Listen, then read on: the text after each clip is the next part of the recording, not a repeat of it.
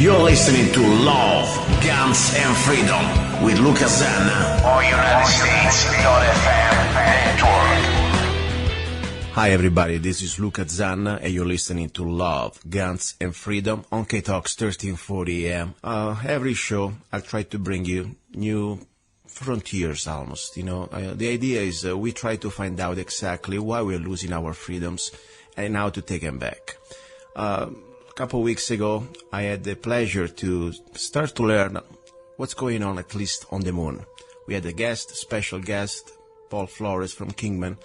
And I tell you, I really believe that there is more than this dimension. There is more than our daily things, even our struggle to try to pay bills, to try to understand what's going on in Washington or in our state capitals. I think there is some connection. And this is very important. This is also come down to, for me, to budgets, to taxations, and it's not just to some sort of a conspiracy theorist.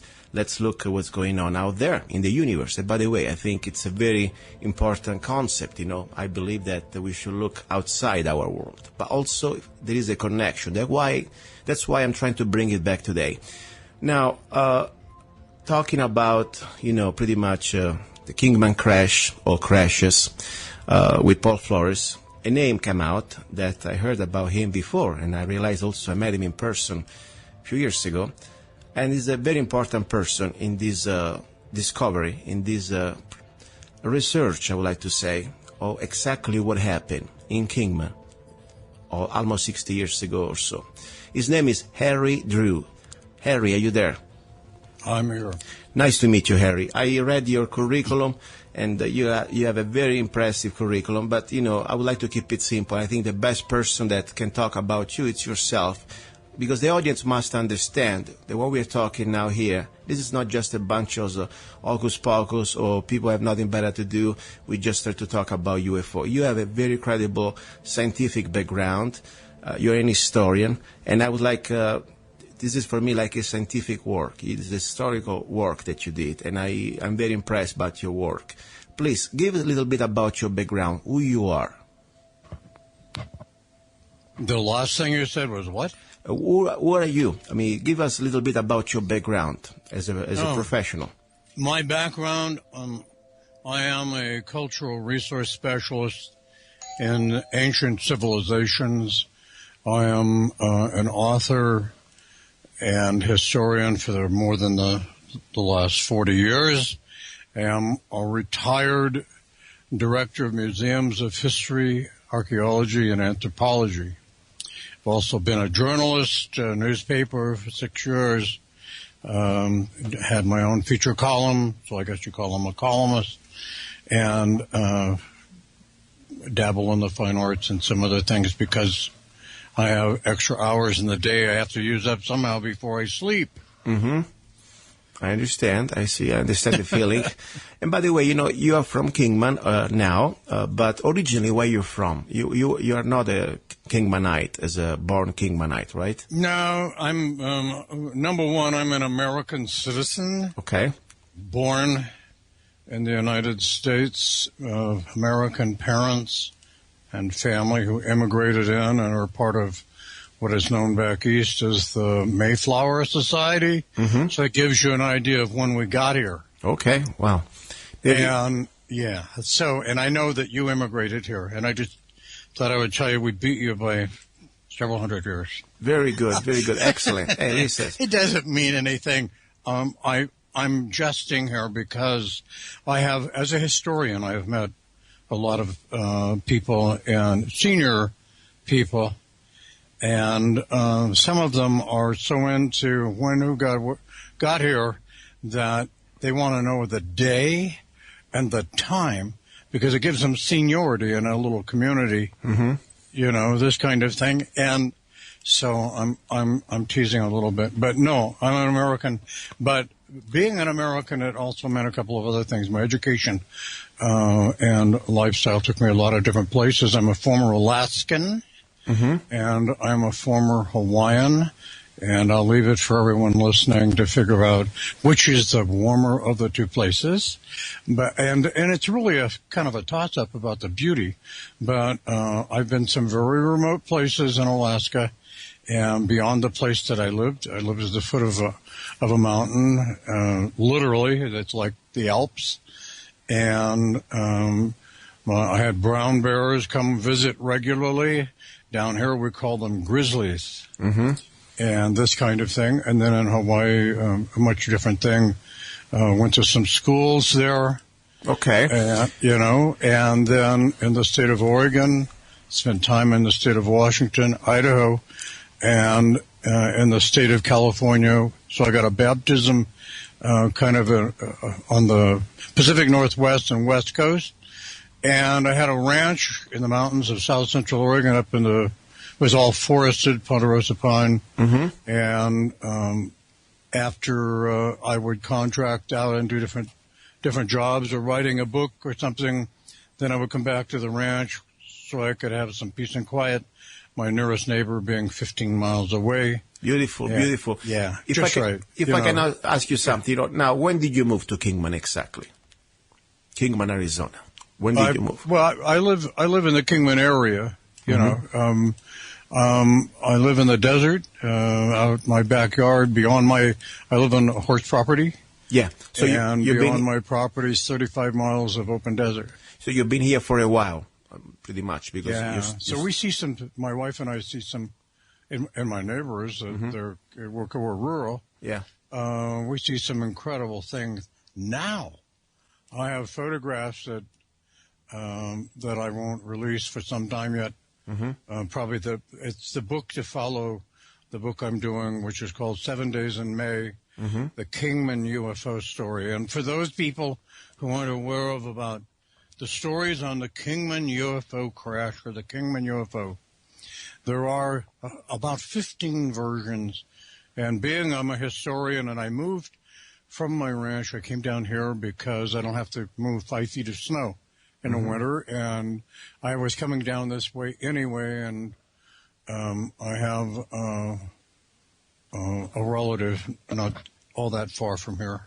Now, why did you start to get, so I don't want to use the word obsessed, but you really diligently, you do the incredible work to try to figure it out exactly what happened during this UFO crash in Kingman in 1953. By the way, there was more than one, according to what I learned. Just watch one of your DVDs. Now, when did you start to have this vocation? Why and why? I mean, what happened really? Well, it's a little more complicated than has been portrayed, and there's a lot of really self-professed experts that are so far off target. It's unbelievable. And a lot of individuals have claimed to have done research. And quite frankly, I can say without flinching, and I can prove beyond a shadow of a doubt, that the claims they made about doing research were not exactly accurate. And let me tell you how this goes. In 1953, in May, mm-hmm. A UFO flying, and what is a UFO flight path? You go, whoa, wait a minute. You got some people going, UFO, this guy's like flip. I wanted to know if there'd ever been anything really that happened here regarding a UFO. What caused the story? Myth, legend, somebody was looking for attention. What was it?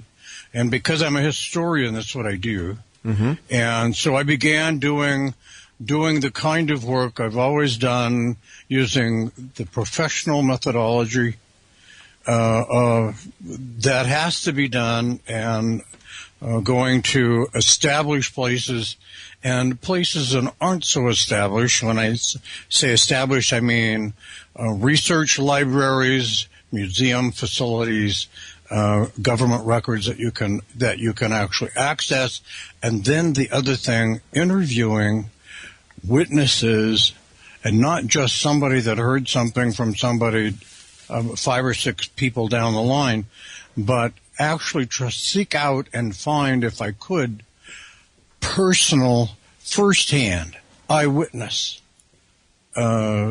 individuals here. And a couple of things that cause a problem when you do that, to begin with, is age. And we age it's part of the process of life. We pass away, or we're affected by some type of weakening of the mind, and that kind of thing. And so you have that issue always as a historian. And the other is that it would be even a smaller number of people that would ever be involved in something to do with an unidentified flying object, even if it was a military secret, because only a very few people would ever be permitted to be involved with that at the time it happened. So this is kind of like the double-edged sword of doing historical research. Mm-hmm. And I knew that for the past 30 years, after I began doing research, the past 30 years, the age-old problem historians have is somebody starts telling whoppers, and if you keep letting it go on, like this has happened in our past, somebody tells a whopper 400 years ago, and today it's taken as gospel. And, exactly. And by the way, I'm not referring to the Bible. I understand. Okay? I understand. You better take that literally in many ways, mm-hmm. because that's a very accurate history, yes. and prognosticator of things that are happening and are already in play. And I'm not trying to get off subject, but so what happened? This drives historians kind of cuckoo, mm-hmm. because it's like we're trying to get everyone to understand that something that they've been told all their lifetime and their parents' lifetime was not right. It was all based on somebody making up a story. Perfect. Like a minstrel, who would create stories and legends around someone to make a King Arthur. Okay, so give us, I know this was just going to be 1 hour show. There's so much information. Probably people should get your DVD, and then we will give also your website. But meanwhile, give us pretty much the short version of exactly what happened according to your research. Exactly 1953 in Kingman, or just outside Kingman, this crash of this unidentified object. By the way, according to what I learned, it was more than one. Give us your version, at least your official version. This is actually, and this is kind of unsettling for the exaggerators. There were three, and they have their. Some of them are actually rumored because of a witness interviewed in May of 1973, who was an first-hand eyewitness.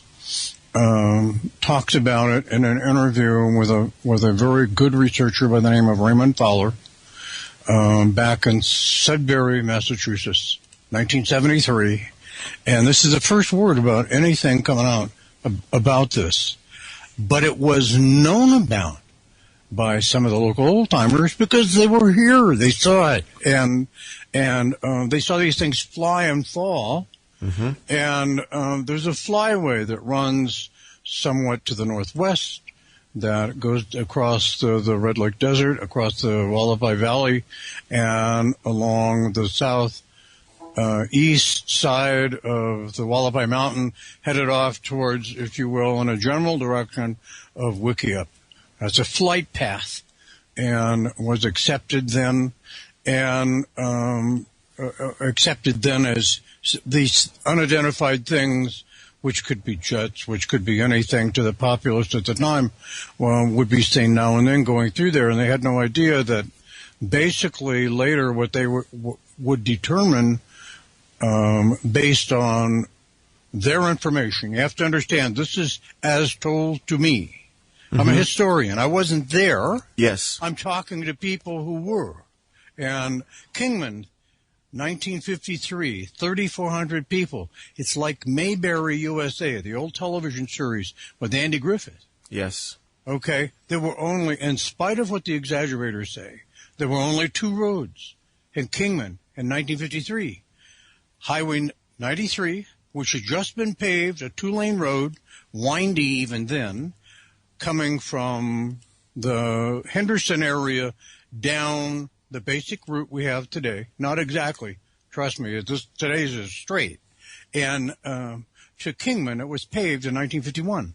On the other side, going out Louise Avenue, which was County Highway 249, it turned into what was called Old AZ 93 going south, and it was a dirt-graded road to Wickiup, and from Wickiup to Wickenburg, it was a wagon road. Okay. Wow. And on to Phoenix. And it's like, all of this stuff you pick up in doing research. And I go back to like 1856, about that area, with Captain Beale coming out here with the camels and all of that. And I'm trying to find out what the roads are. The other one is on part of that original trail, and we call it Route 66. And that's it. 93 paved coming from the west side of Kingman to Kingman, and then Highway 66. And it was a different route approach, actually, back then to Kingman on Route 66. They realigned it later, before our modern times.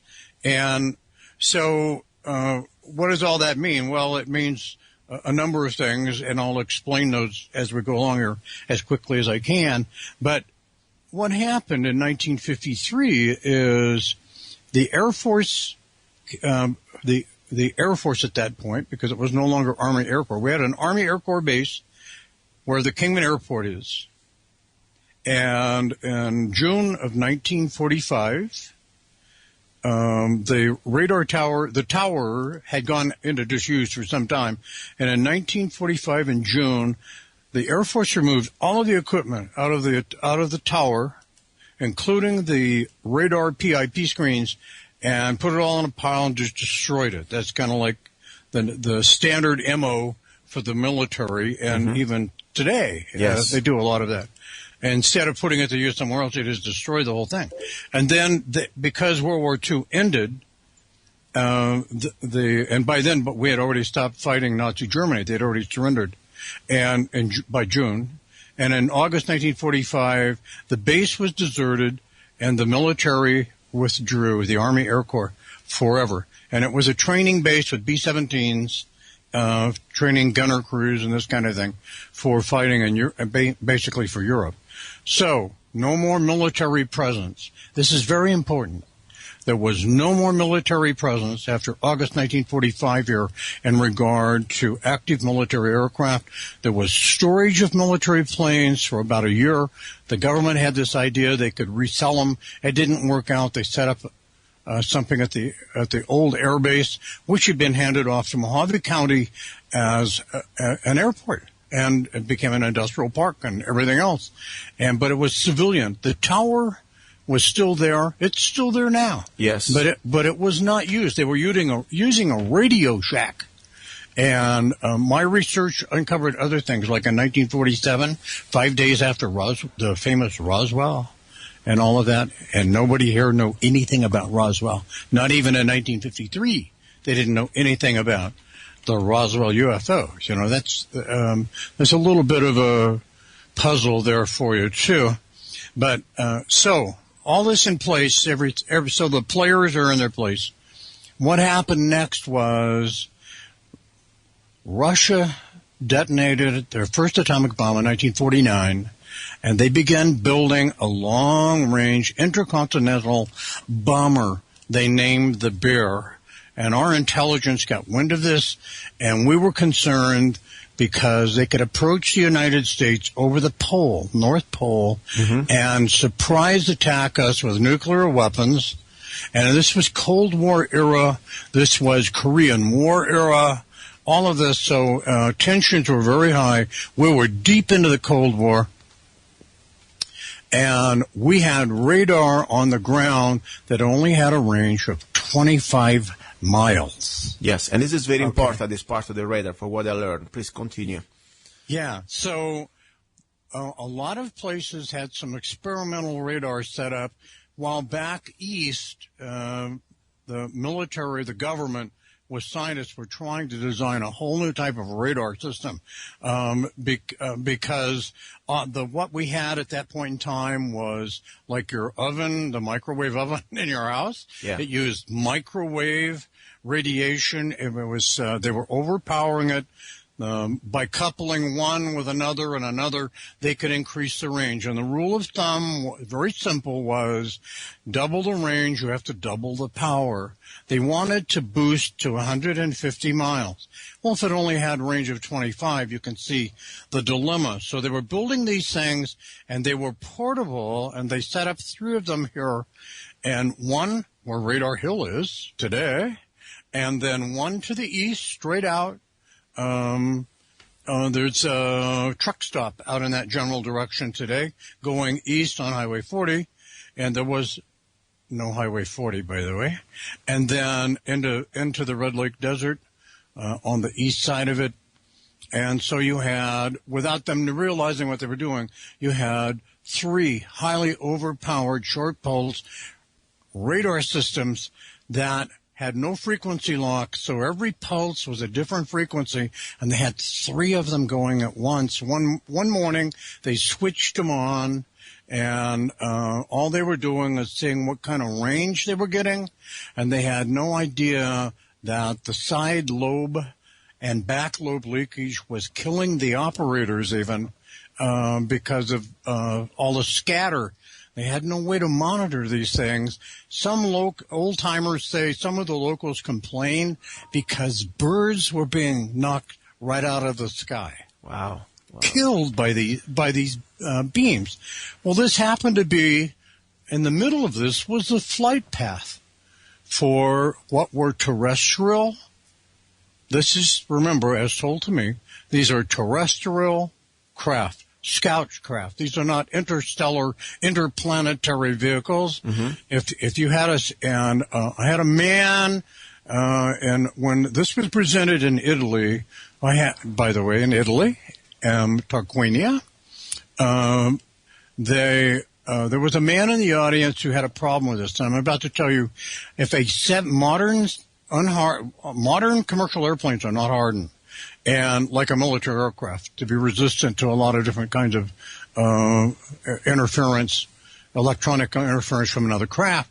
And if it had flown, a 737 flew into this area, it probably, from the avionics standpoint, would have just gone right into the ground or gone straight up and stalled out or rolled over on its back and went in, because you would lose control of the plane. And you say, well, how could that be? This is just radar.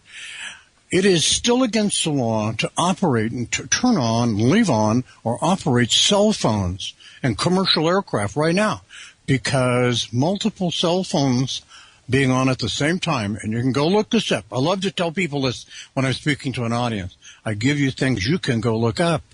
Now that I found them, I'm telling you. And you can look it up and find out that as late as like last June, ABC ran a thing where a woman was arrested on an aircraft in the United States and removed by TSA people because she refused to turn her phone off. And tests that were done have shown that it can turn off autopilot. Yeah. While in flight, and the pilot and the co-pilot can be back in the coffee bay talking to a stewardess, getting a cup of coffee. The plane is on autopilot. Nothing's going to happen except it switches it off, and there's no alarm. Yes. One second, Harry, let me interrupt 1 second, because this is very important.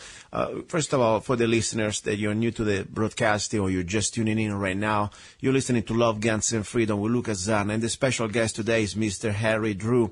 We're talking about the Kingman crash, okay? And exactly now we're at the point that these radars, that they are pretty much an important part of this theory, that they are responsible, correct me if I'm wrong, Harry, to pretty much, this UFO, they were pretty much almost like switch off. They were, by accident, these radars, they influenced their path, or they somehow stopped their flying path. I mean, they went down. Am I right? Basically. The reason I took the time to tell this is so the listeners understand. Yes. That the United States Air Force technology was what was driving them was to boost the power for as much range as they could get on radar. Yes. Because they expected we could get bombed by the Russians with a new bomber they were building called the Bear. And as a result of that, they created, without knowing it, an early version of HARP.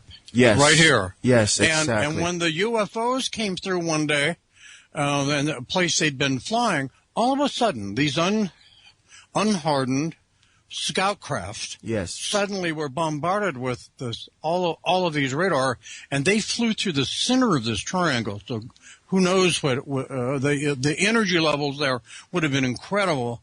And the first one was on the 18th of May, 1953 in the afternoon. It was watched by 15 people. Wow. As it went down, it made a forced landing. It did not crash. Mm-hmm.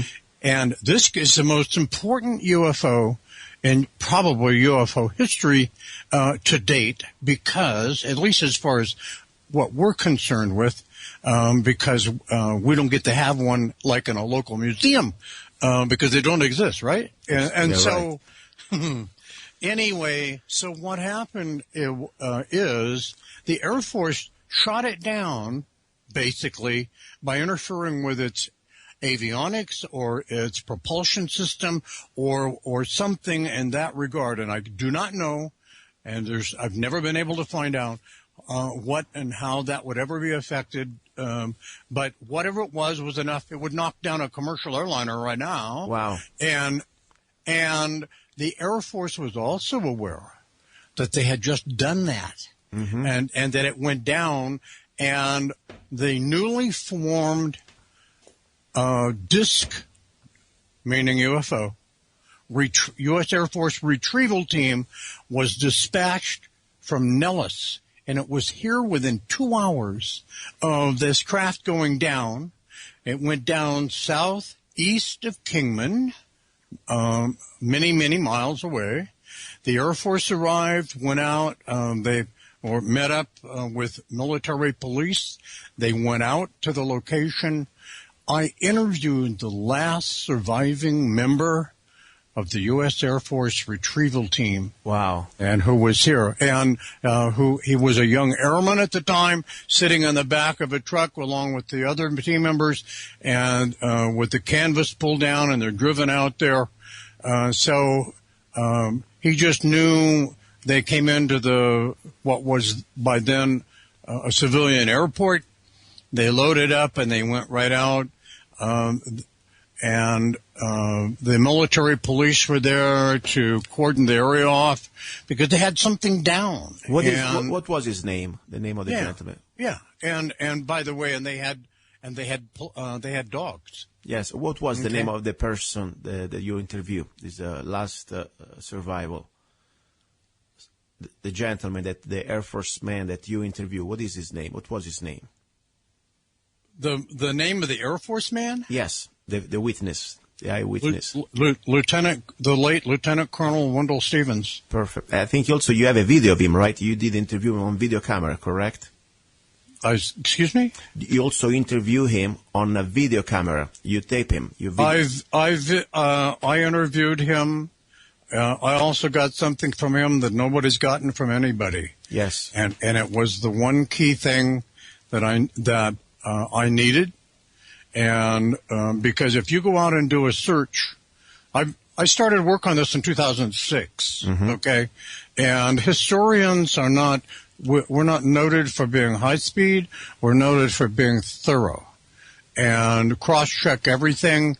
You kick over every stone looking for one more clue, because there generally is one, which takes you to the next clue, that kind of thing. Mm-hmm. And what I got from him during the interview and I have 4 first-hand eyewitnesses. 2 are physicists. One is Colonel Stevens. One was in essence, the bomb blast effect analyst at Frenchman Flat during the nuclear bomb explosion tests, who had been sent from Wright-Patterson after he'd been there for 12 years on to Frenchman Flat in Nevada. And he was flown here with 14 other specialists and they were flown out of what was then called Indian Springs Air Force Base in Nevada. And he was flown to this airport he was actually flown to Phoenix, and they loaded him up in a Model 3301 General Motors U.S. Army bus, along with 25 scientists that were there waiting. Mm-hmm. And they were brought out here. By the way, that bus, there was only 840 of those made. The driver's name is Dennis. Wow. Okay, so I mean, it's like, and I know where the bus went after, and who was the next driver, and I mean, so it's just like, it's kind of like overkill on the information that we get. Drew, so. You found the place. You found the spot where. Yes, because he gave me a landmark. Wow. He gave me something that's a landmark. You were the first one to find the spot. And when I got to there, he couldn't remember all the area. He rode in the back of a truck. Wow. Okay, you see, but he knew where they turned, and then I knew the other particulars because of another witness that I have a 65 page interview from, and when I found the landmark, I drove. It was like I lived there. I knew exactly where to go. Yeah. And I drove right to the place, and I stopped, and I was driving a Wrangler, and the window's down. It's about 105, and that kind of stuff.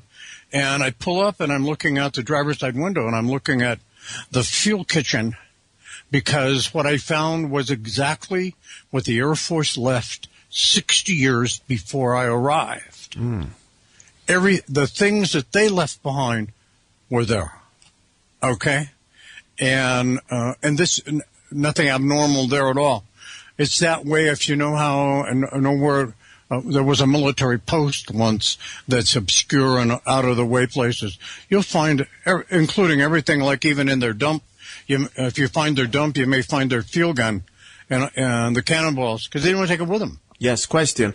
So they just dump it. Eric, can you still see a difference in radioactivity, in radiation, in the soil, where supposedly this UFO crashed? I mean, is there like a variation? No, it landed. It landed. And where it landed is plain and simple and easy to see. The problem was on the afternoon of the 18th into the evening of 18 May, there was no military here, no military equipment here, and they couldn't even communicate without leaving the area to use a walkie-talkie. It couldn't talk through the Hualapai. Wow. It was in a way. Yes. Okay. And they had to spend time to round up equipment. And as coincidence, which I don't really follow much of, most of the things that happen to me aren't coincidence, but as coincidence would have it, in 1951, Camp Irwin, today Fort Irwin, the National U.S. Army National Training Center, went from infantry in 1951 to armor. It was perfect for something like this happening a couple of years later because an M25 tank transporter with a 38-foot trailer was put on deck of a flat car along with some other heavy lift equipment and railroaded out of Camp Irwin at Yermo to 4 miles outside of Kingman to be able to take it, to go out and try to lift this thing up because it wasn't damaged. But the crew, this is interesting, the 4-member crew was standing outside of the craft, and the elderly Air Force man telling me the story became breathless as he recalled seeing them. And in 1953, George Powell produced, I think, an Academy Award-winning, or at least a nominated film called War of the Worlds. And so their mentality, our mentality, was that when you finally see the aliens, if there's going to be any ETs, that they'll have antenna out of their heads and suckers on their fingers. And he was still in awe. He said they were human, meaning humanoid, and they had no place to go. Their craft was inoperative, and it was undamaged. And by the way, I'll add this really important thing that makes this craft so important. It is the UFO that is the basis for the entire Area 51 UFO story. So that's the one. Yeah, it's the one that is supposedly reverse engineered and all of these things. This is it. Yes. What do you think happened to these aliens? Well, I know what happened. They were removed from here immediately. Everything is top secret, and it's like just because we're living now, 2015, and the next thing you know, it'll be 2016, and however that goes. A lot of people who get into this think that, well, it's like everybody's going to know. And that isn't what happens. This was all classified. And just a few months before this, the Robinson's panel had met on the 17th day of January 1953 at the behest and instruction, essentially, of the Central Intelligence Agency to sit down and talk about what to do about this UFO problem they've got, because in 1952 there were so many UFO sightings in the United States, including over the capital, the capital of the United States Congress, that summer, that the government wanted to do something to shut it up. It was like they couldn't explain it.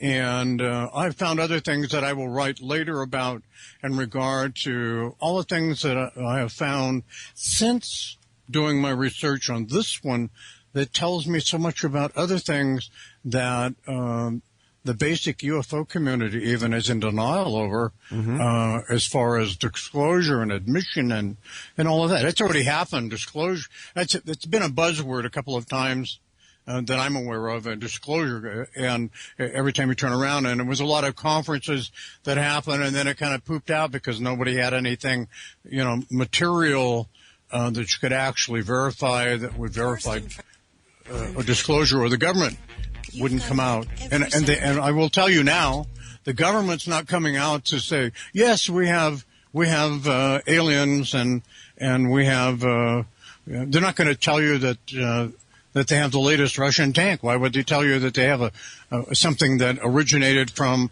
a craft that was interstellar that parked in orbit and sent down scout ships? Exactly. And this is the point. I'm trying to reconnect all this information that, by the way, is very important. Normally during my show, I talk about something pretty much more, let's say, out of this, in this world, okay? We're talking about taxation, rights, everything we can think about, martial law and different things.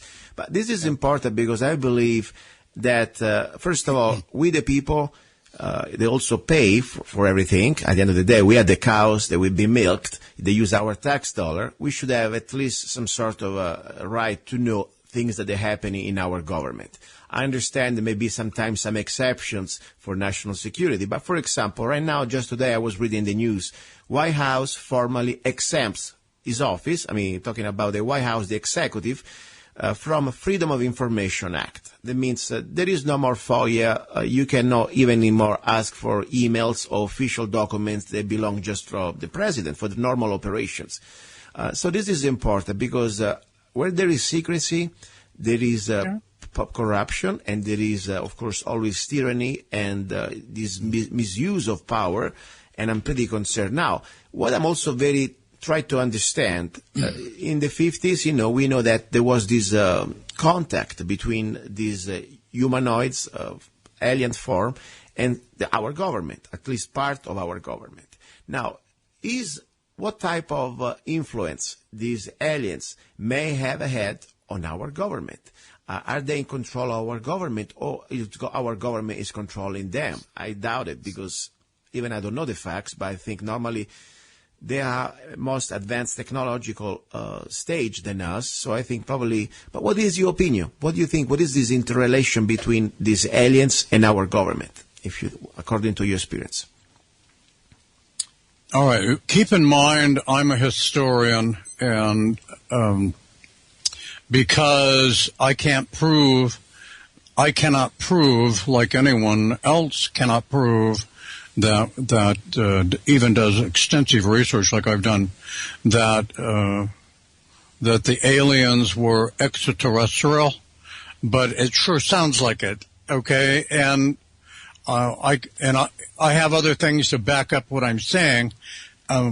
What I don't want is to lose people by thinking, this is about a bunch of little green men and space guys and all this kind of stuff.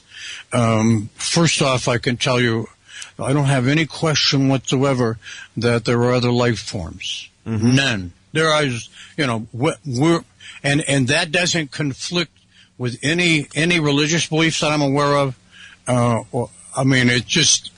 It's completely illogical to think that we're the only thing that exists in billions of planets is like really grasping for straws. So, but let's assume for a moment that the 42 witnesses that I have, okay, and they're all credible, and they don't all know each other, and they didn't all compare notes, and I was not doing leading questions. So this is like stuff that some of it's out of the blue before I was ever even aware of these things happening. And I think if in the event that ET is in fact genuine, and there's a lot of evidence saying that's absolutely the probable fact, I don't think there would be any question that there's a control thing. They would either cooperate with us or they wouldn't. It's not up to the United States has great power. It has tremendous responsibility. It sometimes abuses that, I think, or isn't as effective as it should be. And I can understand certain things in regard to why they keep things concealed, and for some good reasons. But at the same time, I don't think if you're dealing with someone who has the capability to come here, to even arrive here, whether they came via a craft through the vacuum of space, or like the discovery last year with the Hayden Super Collider, which struck me more than they're looking for what is nicknamed the God particle. Yes, Harry, let me play. What struck me was that they established there were parallel dimensions. Yes, that's more important to me. Yes, because that means if they prove there are, then that means the next step is finding out how you go. You just move from one to the other. Exactly. A shift. And you don't have to travel through space. Exactly. You see? So I didn't get in, and I don't get into a lot of, do the little green men or the aliens and all of this stuff. Or did they come here to kill us? Did they come here to take over and all of it? They would have already done all those things. It's just like, I think, Maybe we're certainly somebody that would be interesting to study if you consider how we've behaved since we first came out of the cave as troglodytes. Eric, my approach is this way. I'm trying to find out if there is a connection, because if I was an alien species, instead of coming out, the crew look just like you and I. Exactly. And maybe these people that have been here before us. So it's like they weren't grays. Yes. They weren't tall Aryans, and they were not David Icke's from England's reptilians. My point is this one. If there is a connection in how the governments of the world, not just the U.S. government, they all pretty much now acting according to some plan, okay? And unfortunately, the plan doesn't seem to be about freedom. It's about controlling the resources, controlling the water, controlling the air. They want to tax us for the air we breathe, for God's sake. I mean, they want to tax us for just taking a shower. We cannot burn any more wood. I mean, it seems like almost there is a global plan to control humanity. And if I was an alien species, I would not come out, dressing green as the typical stereotype. I would probably come out, maybe try to control or bribe or, try to find a way to cooperate with the governments. You get 300-400 people around the world, and they're pretty much the leaders of the different nations. And at that point, through them, you can set an agenda that normally doesn't need to be short terms. 50 years is nothing. And talking about agenda, I really see things like Agenda 21 that maybe just my opinion. This is not something I can approve. But if I was an alien species, I would pretty much use the governments. Now, I would like to play a little bit of a clip. This is from former President Reagan during a United Nations speech. And it's something probably you already know, but I need to play 1 second for the audience. Perhaps we need some outside universal threat. I occasionally think how quickly our differences worldwide would vanish if we were facing an alien threat from outside this world. And yet, I ask you, is not an alien force already among us? What could be more alien to the universal aspirations of our peoples than war and the threat of war? Okay, this is probably just something that did you ever heard this speech before? Well, am I on here? Yeah, I mean, yes, you're on. Go ahead, Yeah. Eric. I'll back up to where you left off before you ran down. Yes. I don't have a problem with my government. Mm-hmm. Okay? I have a complete freedom as an American citizen.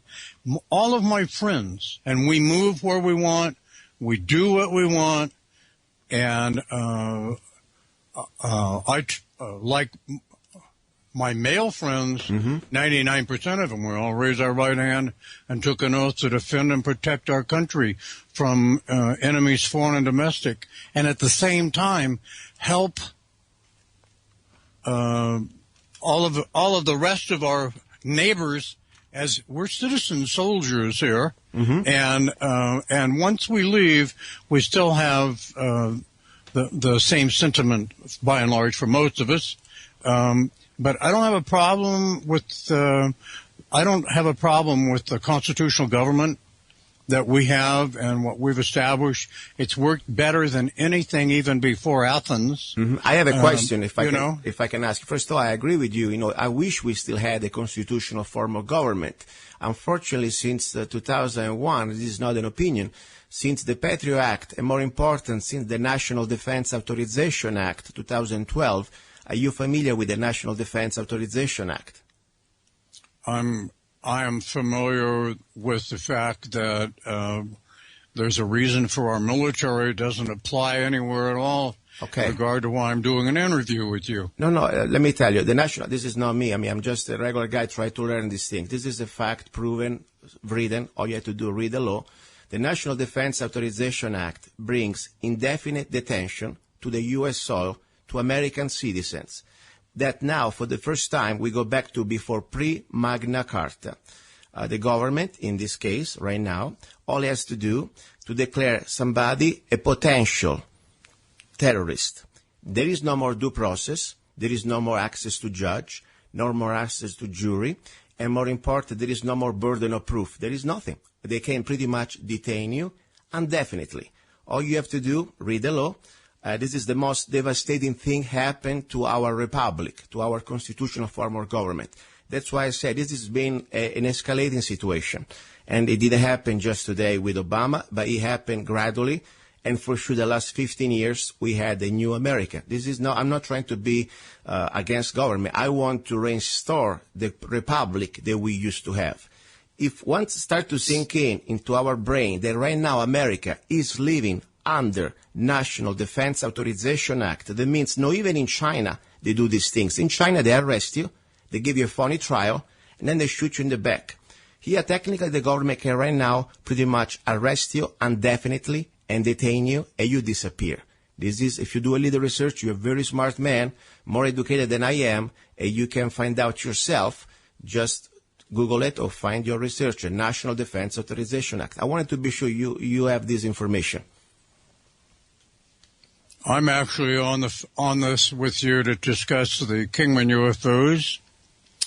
And the only thing government-related beyond the fact that the craft and crews of 3 UFOs, 2 of which crashed, 2 of the crew members in each craft were killed. No, I understand.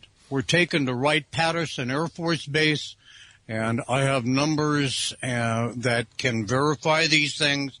Witnesses, museum curators who were aware, citizens that some of which are still alive here in the area. And in January 1953, the Robinsons panel was formed by Central Intelligence, and that was the full intention of that was to shut up the UFO ET rumors and to make it laughable and a joke and silly and stupid, including the hiring of psychiatrists and psychologists, recommending the use of Disney Disney productions for cartoons to create goofy stories about goofy aliens and to consider those people who were making prolonged statements about unidentified flying objects in the United States, suspect as potential enemies of the state. That's a matter of fact. The panel met over a 5-day period for a total of 12 hours. That panel included Albert Einstein, and they concurred with the recommendations of Central Intelligence. The secretary of the committee, this panel, was a man by the name of Taylor. It's also known as the Taylor Report, and he was CIA. That has been declassified. No big deal. Do you think these aliens, they have like an underground base in the area of this Kingman area that we're talking about? That's what's said. You have to understand, these craft have to have a place where they can drop off crew, pick up crew. Maybe they need to be refueled, pick up some sandwiches. I haven't any idea because I've never been to the underground base, but I know basically where it is. I've watched heavy lift. Let me put it this way. I've watched Apache 64s coming in groups of up to 8, coming in heavy and leaving light within, it's like it's still going on. Yes. And then, and this is where they come and go. What's there? If the military, United States military, has an underground base that was formerly used or is still used by extraterrestrials, that's the military's business, not mine. Yes. And I will not go out there for reasons of safety, and that's just being smart. Mm-hmm. What is your website? I know you give also tours of this Kingman crash. What is the website people can find out how to get a tour with you? You can look at some of what I have at www.kingman-ufo-crashes.com or youtube.com/small AZ capital UFO small s. So it's AZ UFOs. I'm on Facebook, open to the public to see what I post, including some of the photos of what's going on here right now. And it's not our stuff. Perfect. Yeah, and that's harry.drew.35 on Facebook. Very good, Lister. And Harry, I really appreciate your work you've been doing. This is incredible information. I think every one of us, should be interested in what happened here in Kingman, because I believe things are still happening. That's my opinion. And new books coming out called 7 Days in May, the Kingman UFO story, and a documentary will be released later this year. Perfect. Thank you very much, Harry. I appreciate your work, and keep us posted if you have any other things. And when the book is out, let us know. We will spread it out. Okay. Thank you. And this was Harry Drew, and you're listening to Love, Guns, and Freedom. And please don't go away. We have a little bit of a sponsor going on, and more information.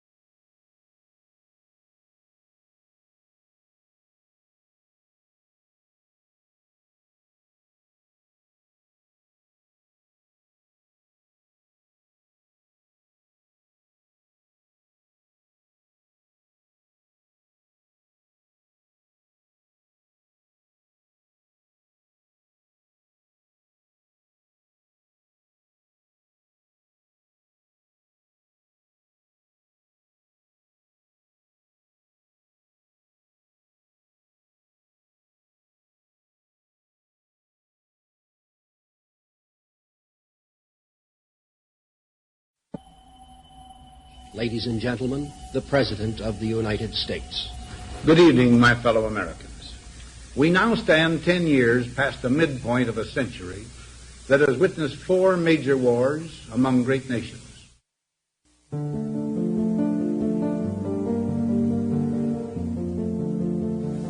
Until the latest of our world conflicts, the United States had no armaments industry. American makers of plowshares could, with time and as required, make swords as well. But we can no longer risk emergency improvisation of national defense. We have been compelled to create a permanent armaments industry of vast proportions. Added to this, 3.5 million men and women are directly engaged in the defense establishment. Now, this conjunction of an immense military establishment and a large arms industry is new in the American experience. The total influence, economic, political, even spiritual, is felt in every city, every state house, every office of the federal government.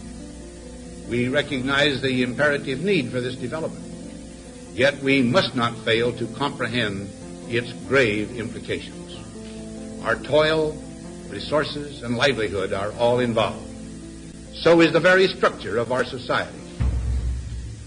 In the councils of government, we must guard against the acquisition of unwarranted influence, whether sought or unsought, by the military-industrial complex. The potential for the disastrous rise of misplaced power exists and will persist. We must never let the weight of this combination endanger our liberties or democratic processes. We should take nothing for granted. Only an alert and knowledgeable citizenry can compel the proper meshing of the huge industrial and military machinery of defense with our peaceful methods and goals, so that security and liberty may prosper together. And that was President Eisenhower. My dear friends, I'm sorry to bring you bad news, but we've been taken over. And this issue regarding these black budgets and the military-industrial complex and the secret bases, it's our duty to investigate. It's our duty to ask questions. It's our duty. We cannot let it go. We cannot retake this country until we will pretty much admit that we have lost this country. This is no more the republic your fathers and grandfathers grew up in. We are pre-Magna Carta. We are now under the National Defense Authorization Act, under the Patriot Act. I could be arrested right now and detained indefinitely just because suspected to be a terrorist, just to speak up my mind. Wake up, my friends. Wake up, please. We need all your help. You're listening to Love, Guns, and Freedom with Lucas Zanna. You're listening to Love, Guns, and Freedom with Lucas Zanna on United States.FM network.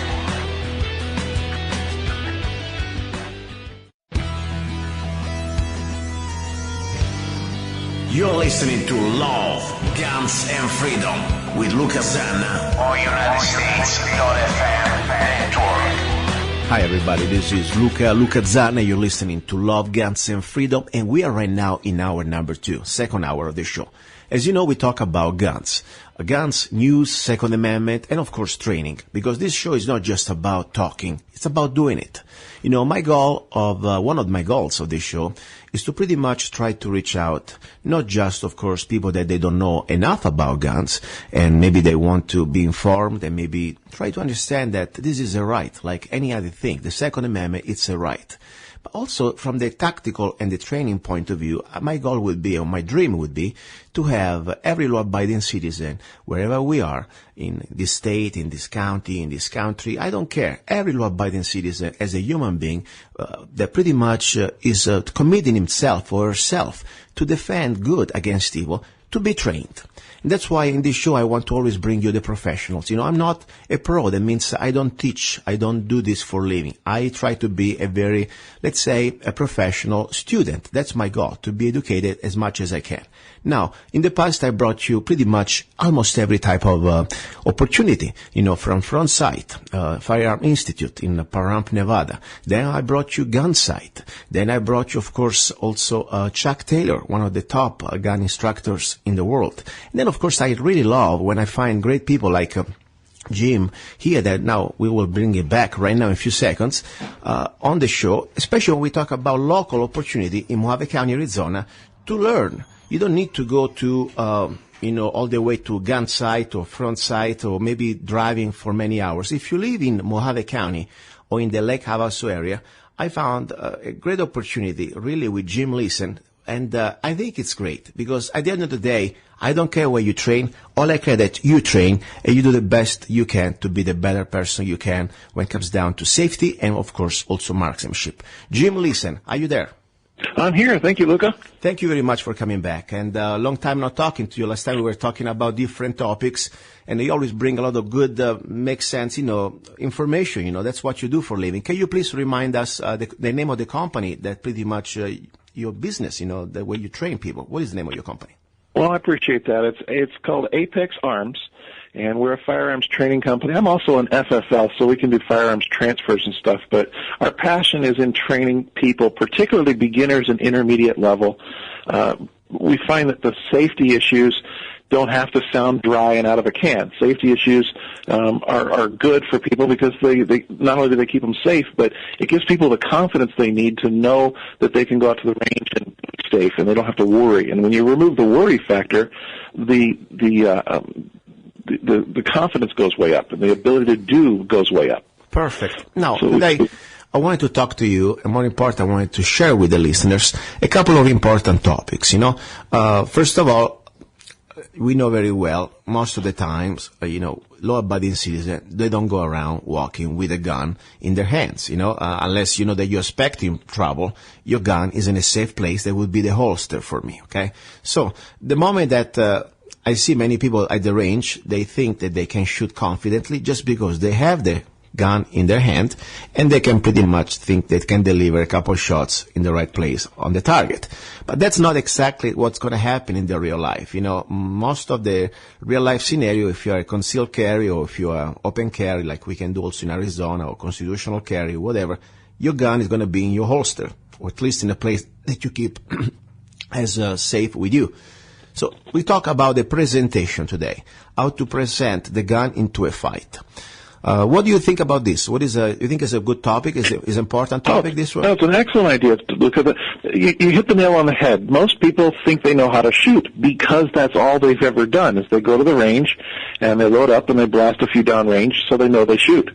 But that's not what self-defense is all about. And you talk about the presentation. The presentation is a sequence of events of getting the gun out of its holster and presenting to the target, or to whatever you need to do, to the ready position or to the target to deliver shots downrange.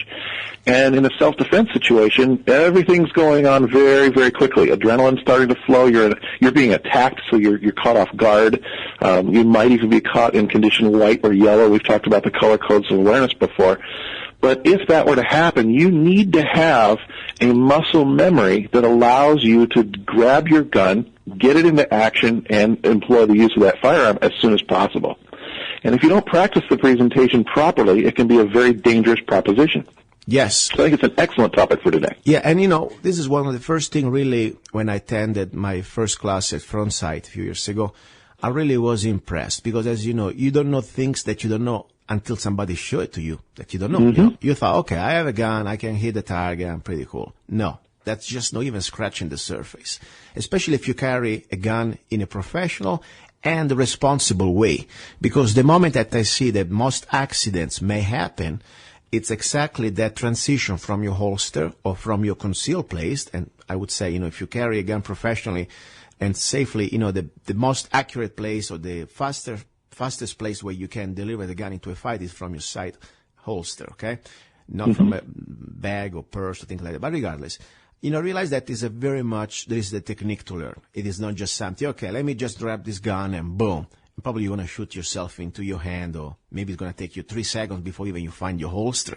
That's the problem, So let's start from the beginning. As much as we can, we have limitations, of course. We are just doing some sort of idea show where we want to give them some ideas that this is not going to be a substitute for a real lesson, okay? But at least to show to the listeners that maybe they never done a correct presentation with their handgun, that they need to look into this. Let's put it this way. Yeah. I want just to create some curiosity, and maybe people can investigate, do some researches, maybe do a class with you just about this, just a couple hours. They would do it, to give you a good foundation. So let's start. First of all, we need a holster, correct?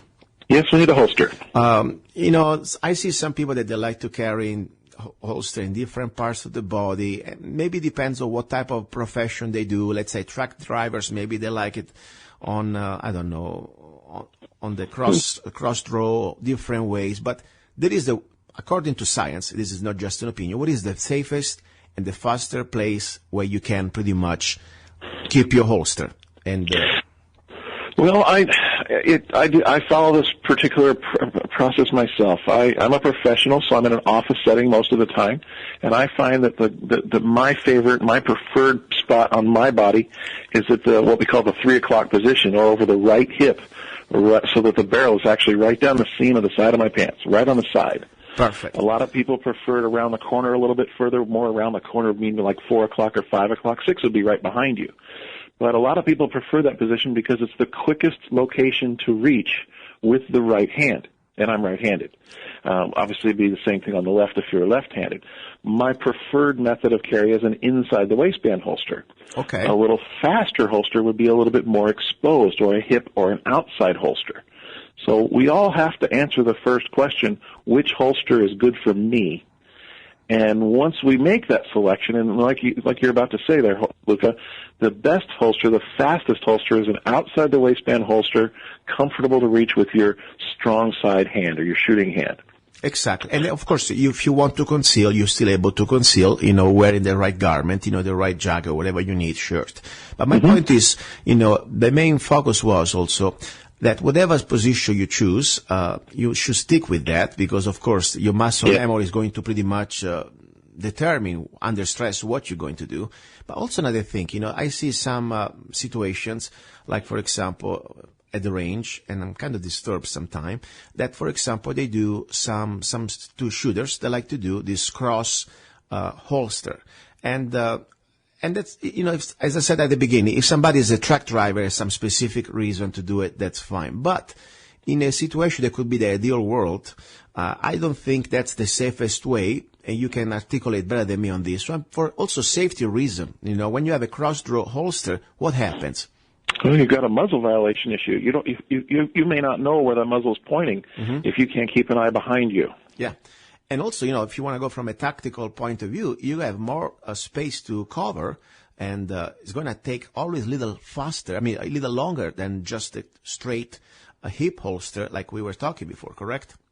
Yes, and also with these cross-draw style or the shoulder holster style, the chances of you muzzling your opposite arm as you pull the gun into action, as you swing it forward, the chances for you to muzzle your own brachial artery in your arm goes way up, and that's a safety issue. Perfect. So now, just to recap, guys, you do what you want, but listeners, this is what we're talking about. It's our opinion, also based on facts, okay? So if we could have an ideal gun owner that carries the gun in a safe way and also tactical way to be ready to present this gun into a fight in a very short time and on top safe, that would be the hip holster, okay?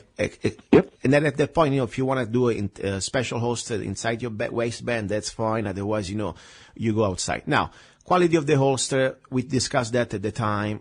The bottom line is what is really bad, and I really see when somebody's still doing this, means that doesn't have really much of knowledge about it, is the floppy Velcro holster. They're kind of a disaster, in my opinion, as a safety issue. What do you think about that, No, you're absolutely right. We like to call them universal holsters because they universally fit almost every gun, but they work universally poorly. They don't work at all on any good gun. They don't work well on any gun. And what it really is it's discouraging. If you buy a $10 holster that works with every gun you own, it's going to be floppy, it's going to snag on everything you deal with, it's going to be exposed all the time, and it doesn't work the way it needs to. It doesn't hold the gun properly. Exactly. So every time you reach for your gun, it's going to be in a slightly different position. You're going to be worrying about it. It's just a disaster all the way around. Perfect. So that's the foundation, guys. We have get a good holster. This has to do with what's your life worth. We're going to use quality ammunition in a quality firearm. Spend money on a quality holster. And we are not talking about impossible money. For $50 top, you can get a top Kydex holster. I got some, absolutely. Absolutely. So it's very affordable. And a holster should follow the following minimum recommendations. It should snugly fit the gun and hold the gun properly, so that if you hold the gun in the holster in your hand and you shake it really hard because you're going to be running away from a bad guy, it should not come out of that holster. Now, there's many methods of retention, but we can go into that at another time. But it should hold the gun securely. It should completely surround the trigger guard so that no way can the trigger be depressed while it's inside the holster. Exactly. So good. Now, we got a good foundation, good holster, right position. Now, let's start how to do it in the step-by-step, okay? Okay. And go ahead. You are the professor here. The presentation has to start with a foundation of getting a good grasp of what we call a combat grip on the gun itself. So it's a little bit complicated, but it involves being able to remove the cover garment if it's concealed, or just getting to the gun with the support of the firing hand. So you have to be able to get to the gun right now in a secure, full grip. That means that your finger is alongside the gun, not anywhere near the trigger. Your grip is all the fingers possible on the grip of the frame. And you have to be in a position that you now have a secure hold on it. You can pull the gun and use it. Now, for some people, that removal of the garment might mean using the opposite support hand to lift the garment out of the way, or sweeping the garment out. But that's up for personal. It's a personal choice as to what kind of clothing you're wearing. So let's start with the first step: getting a good grip on the gun.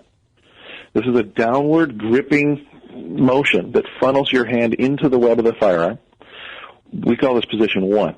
Yes. Now, what I teach in my classes at Apex is slightly different than what you're familiar with at Front Sight, Luca. Okay. Front Sight teaches a 5-step presentation. Okay. So this is the common step number 1. At Apex, we teach a 4-step presentation. Mm-hmm. It's very, very similar. All it really does is it combines steps 2 and 3. Okay. And what I mean by that is, after position 1 is getting the gun in your hand, it's lifting the gun and twisting the gun forward so that the arm is cocked into it's cocked into a tight position, but the gun is positioned very high to the chest and alongside the body. Okay. You could actually shoot from this position if you had to, if you were very close to your bad guy. But the idea here is that from the position 1 is grabbing the gun, position 2 is lifting it and pointing it downrange. Okay. If you need to shoot, you can shoot now. Okay. Position 3, and we're going to go back to number 1 here in a minute, but position 3 is then to join the support hand and the firing hand together on the gun in a grip. And we're going to proceed to push forward out towards the target from this point forward into our final position, position 4, into the firing position. And during that time, we can actually put our finger on the trigger. We can begin to develop pressure on the trigger to take out that 90% of the slack time. And if we needed to shoot at any time along the way, we could. But our goal is to get our arms outstretched into our final shooting position, bring the sights up to our line of sight. We don't want to hunch our head down to the sights. We want to bring the gun up into the sight line. And as we all come together at this final stopping position, we can then press the trigger or finish pressing the trigger and deliver your first shot. Perfect. Now it sounds hard to describe physically, or over the radio without actually seeing a video. But if you just think of it as step 1 is grabbing the gun, step 2 is lifting it and pointing it downrange, pivoting it. 3 is joining your hands, and then 4 is pushing forward out into the last firing position where you have the optimal sight picture and position and grip to shoot the gun. Perfect. And also, the point is we have 2 options. When we pretty much decide to bring our gun out of the holster, we can go on target or we can go present to the ready. Because exactly. let's say, for example, we don't need to engage and we want just to give the last warning to something or somebody that we want to be ready in case the situation may de-escalate. Present to the ready is very important. So at that point, the final stage could be present to the ready or present to the target, correct? Exactly. And that's an important distinction because we know from police reports and FBI crime data that many, many, many times more than shootings, a gun is used to stop a fight without ever firing a shot. We know from these numbers that people can present their gun to what we call the ready position or down at the feet of the attacker. It's usually an angle like a 45-degree angle. Mm-hmm. And, hey, stop or I'll shoot with a very forceful big boy voice or big girl voice can deliver the message, hey, you picked on the wrong guy. Exactly. And the bad guy then can say, whoa, I picked on the wrong guy, I'm out of here, and they can back off and disengage. Yes. And when that happens, the imminent threat goes away, and you can't shoot them anyway, but then you call 911 and say, hey, I just had to use my firearm to defend myself.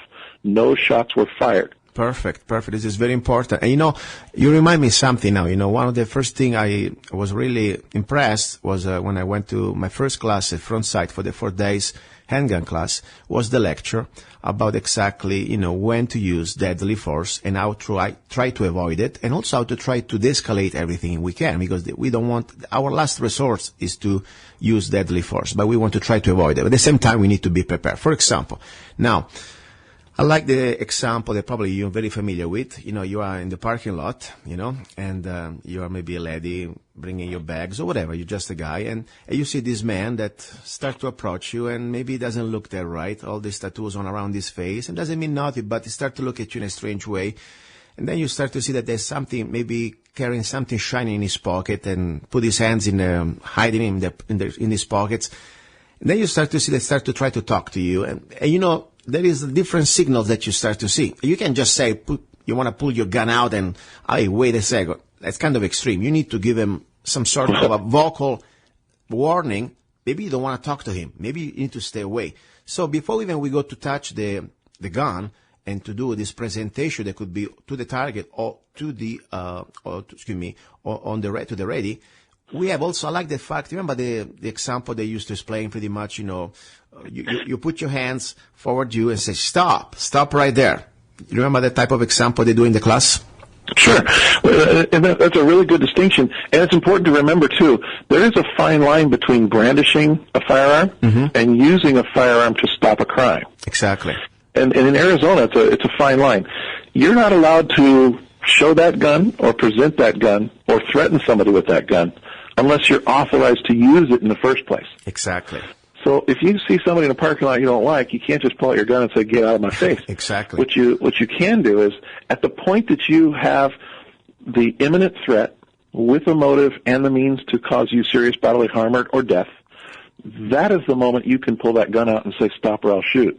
Or you can pull out the gun and shoot somebody. It's once you have that use of force authorization, where 12 reasonable people would feel that you were justified, that's the moment you can brandish that gun.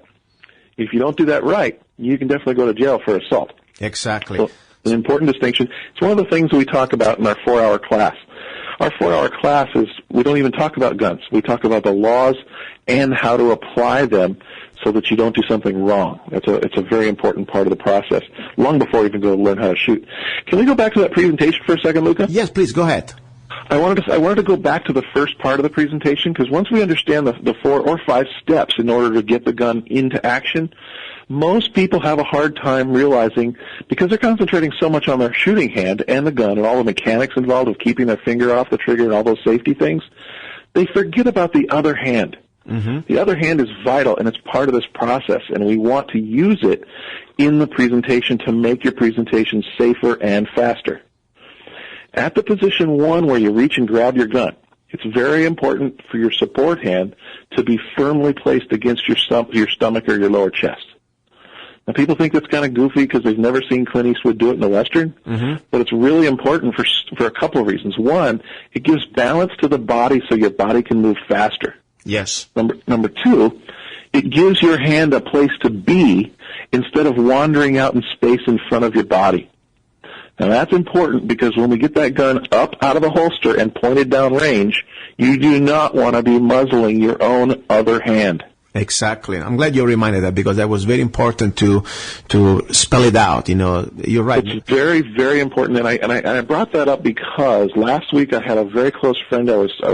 We just went to the range together, and he's had training. He's been to front sight, but he was a little bit lazy with that support hand, and it was wandering about 5 or 6 or 7 inches in front of his chest. And I had to remind him, hey, don't forget to keep that hand in close. You don't want to muzzle yourself. And it's just one of the basics, but it's so important to always harp on the fundamentals. The more we can ingrain this into our muscle memory, the more chance you have of using it properly if you ever have to. Perfect. Now, I'm pretty much ready for some commercials here, and I was going to touch, after this segment, the after-action drill. I don't know if you have an extra 10 minutes to talk about that. I'd love to. Perfect. So let me do that, guys. Don't go away. You're listening to Love, Guns, and Freedom. And I'll see you in a few seconds after this, and we'll talk about after-action drills. And if you don't know what it is, you will find out soon. Don't go away. He's a songwriter, a poet, a rifleman, I'm not afraid, and a constitutional activist. I'm not afraid, Italian by birth, I'm not afraid, American by choice. Gianluca Zanna. I'm not afraid. And his new CD, Love, Guns, and Freedom. 16 powerful songs on one CD from the heart of a patriot.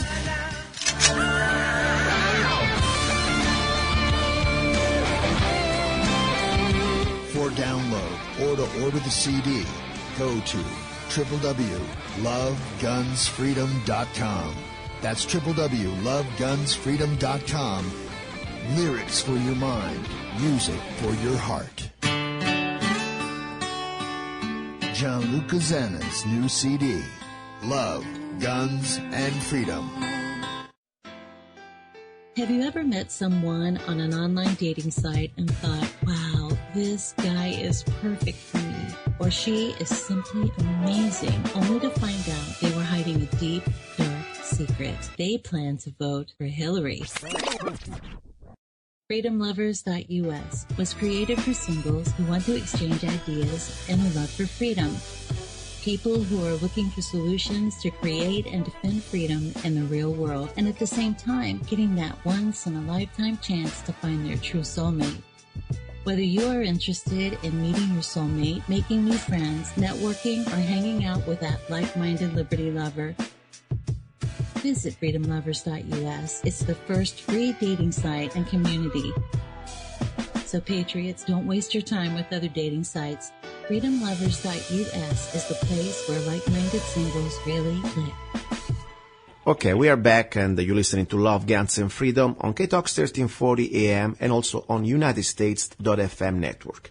Now, we are here with Luca Zanna, myself, the guy with the accent and poor grammar most of the time, but I'm getting better, I guess.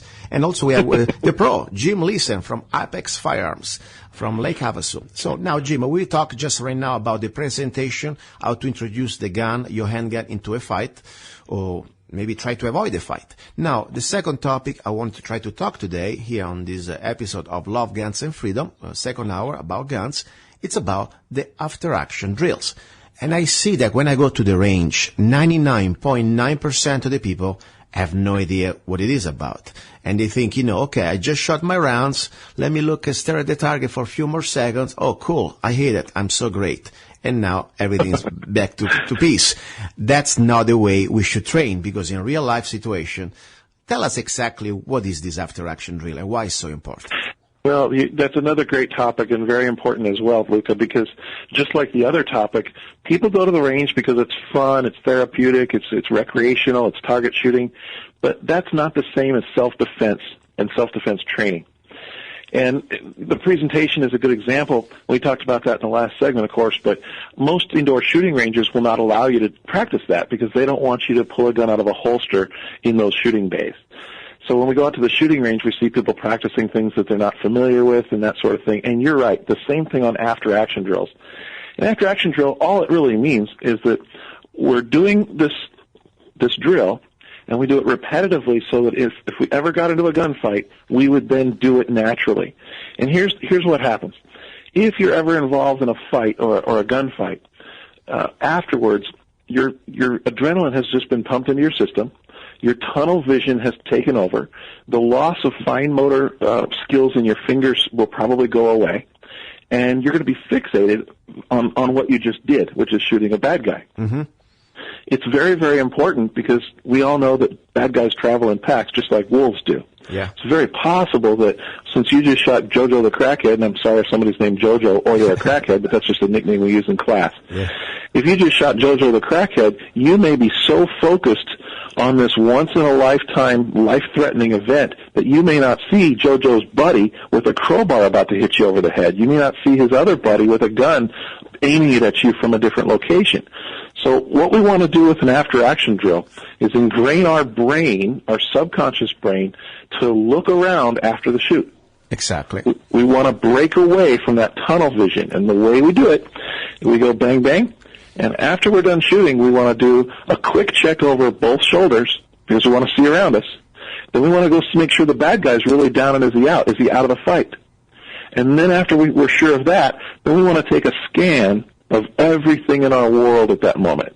Now, when you're out in the world and this happens, that means you'd look everywhere. You'd make a full circle as slow as it takes because your brain is racing, your adrenaline is racing through your system. You're going to look at everything from the horizon down to the ground behind every place a human being could be hiding.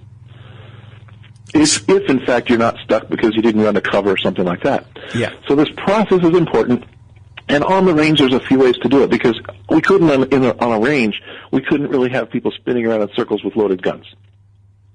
You can imagine the mayhem that would cause for the range master. Exactly. And you were saying something very important, you know. The idea also is to find cover, to take cover, you know, because let's say we have a chance, the fight, pretty much the bad guy is on the ground. You don't want to stay there, you know. No, I'm trying to get out of Dodge. You know, it's funny you mention that because I just had this discussion last week in a class. We had a great class Tuesday night. And somebody mentioned the difference between police and military. And I told him, I said, it happens on the range all the time. When I train Marines, they want to shoot and run to the target. Yeah. That's what they do. That's what they attack. They go forward and shoot things. Yeah. And the police officers are trying to figure out if they should use their taser, their pepper spray, their stick, or their gun, because they're trying to effect an arrest. Civilians, that's us, we're trying to shoot and get to cover. We're trying to get out of the problem. We're not trying to, we're not in the movies, or we're not John Wayne. We're trying to defend our lives and get out of trouble. So we're going to shoot and we're going to get out of Dodge, I like to say. We're going to find cover and or concealment, and from there we're going to do all this after action stuff.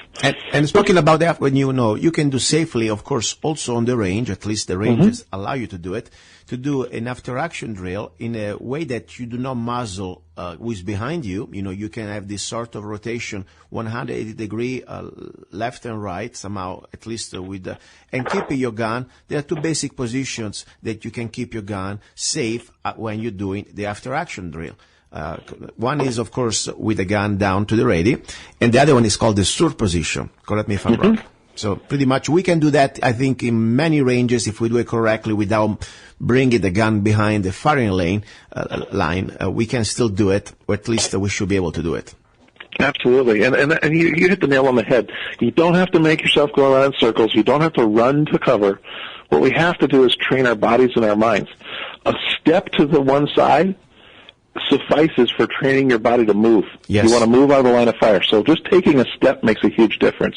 The glancing over the shoulder and the scan back and forth, maybe 20 or 30 degrees left, 20 or 30 degrees to the right, that's enough to help train your brain to break the focus of tunnel vision. Exactly. And you know, one thing I tell you, Jim, I fell myself into the trap at the beginning. That's okay. I know I have to do the after action drill. Now it looks too funny. No, I force myself after I finish every session of shooting. If it's my whatever shooting I'm doing, as I finish my shooting session, my shooting, the type of exercise.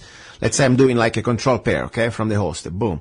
I don't care how many times I do that. Every time I will complete my session or my specific exercise with an after-action drill. Because I realize if I don't do that, my brain under stress is not going to perform it. It's something that I spent some time the bad way, tried to learn it, and I realized that I wasn't doing it enough. So I know it sounds funny sometimes. You go to the range, they look at you, oh my God, what's he doing, this guy? Every time he shoots, he has to do this sort of a dance.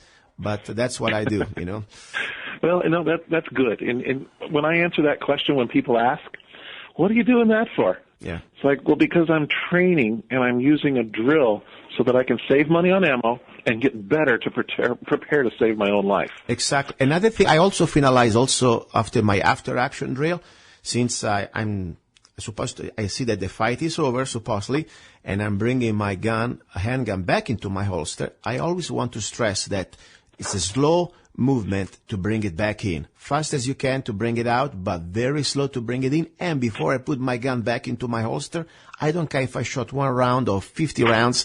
I want to complete my session with a tactical reload. Well, that's exactly right, and you just hit on two very important points, the drill of going back into the holster and the tactical reload. The reason we do we call it tactical because it's a strategy. If you go bang, bang, bang, you have shot some of your ammunition, and you may be out of the fight. But you may be going into part 2 of the fight in a moment. You don't know yet. So if there is a lull, if there's a lull in the gunfight, as we like to say, it's a perfect time to top off your gun.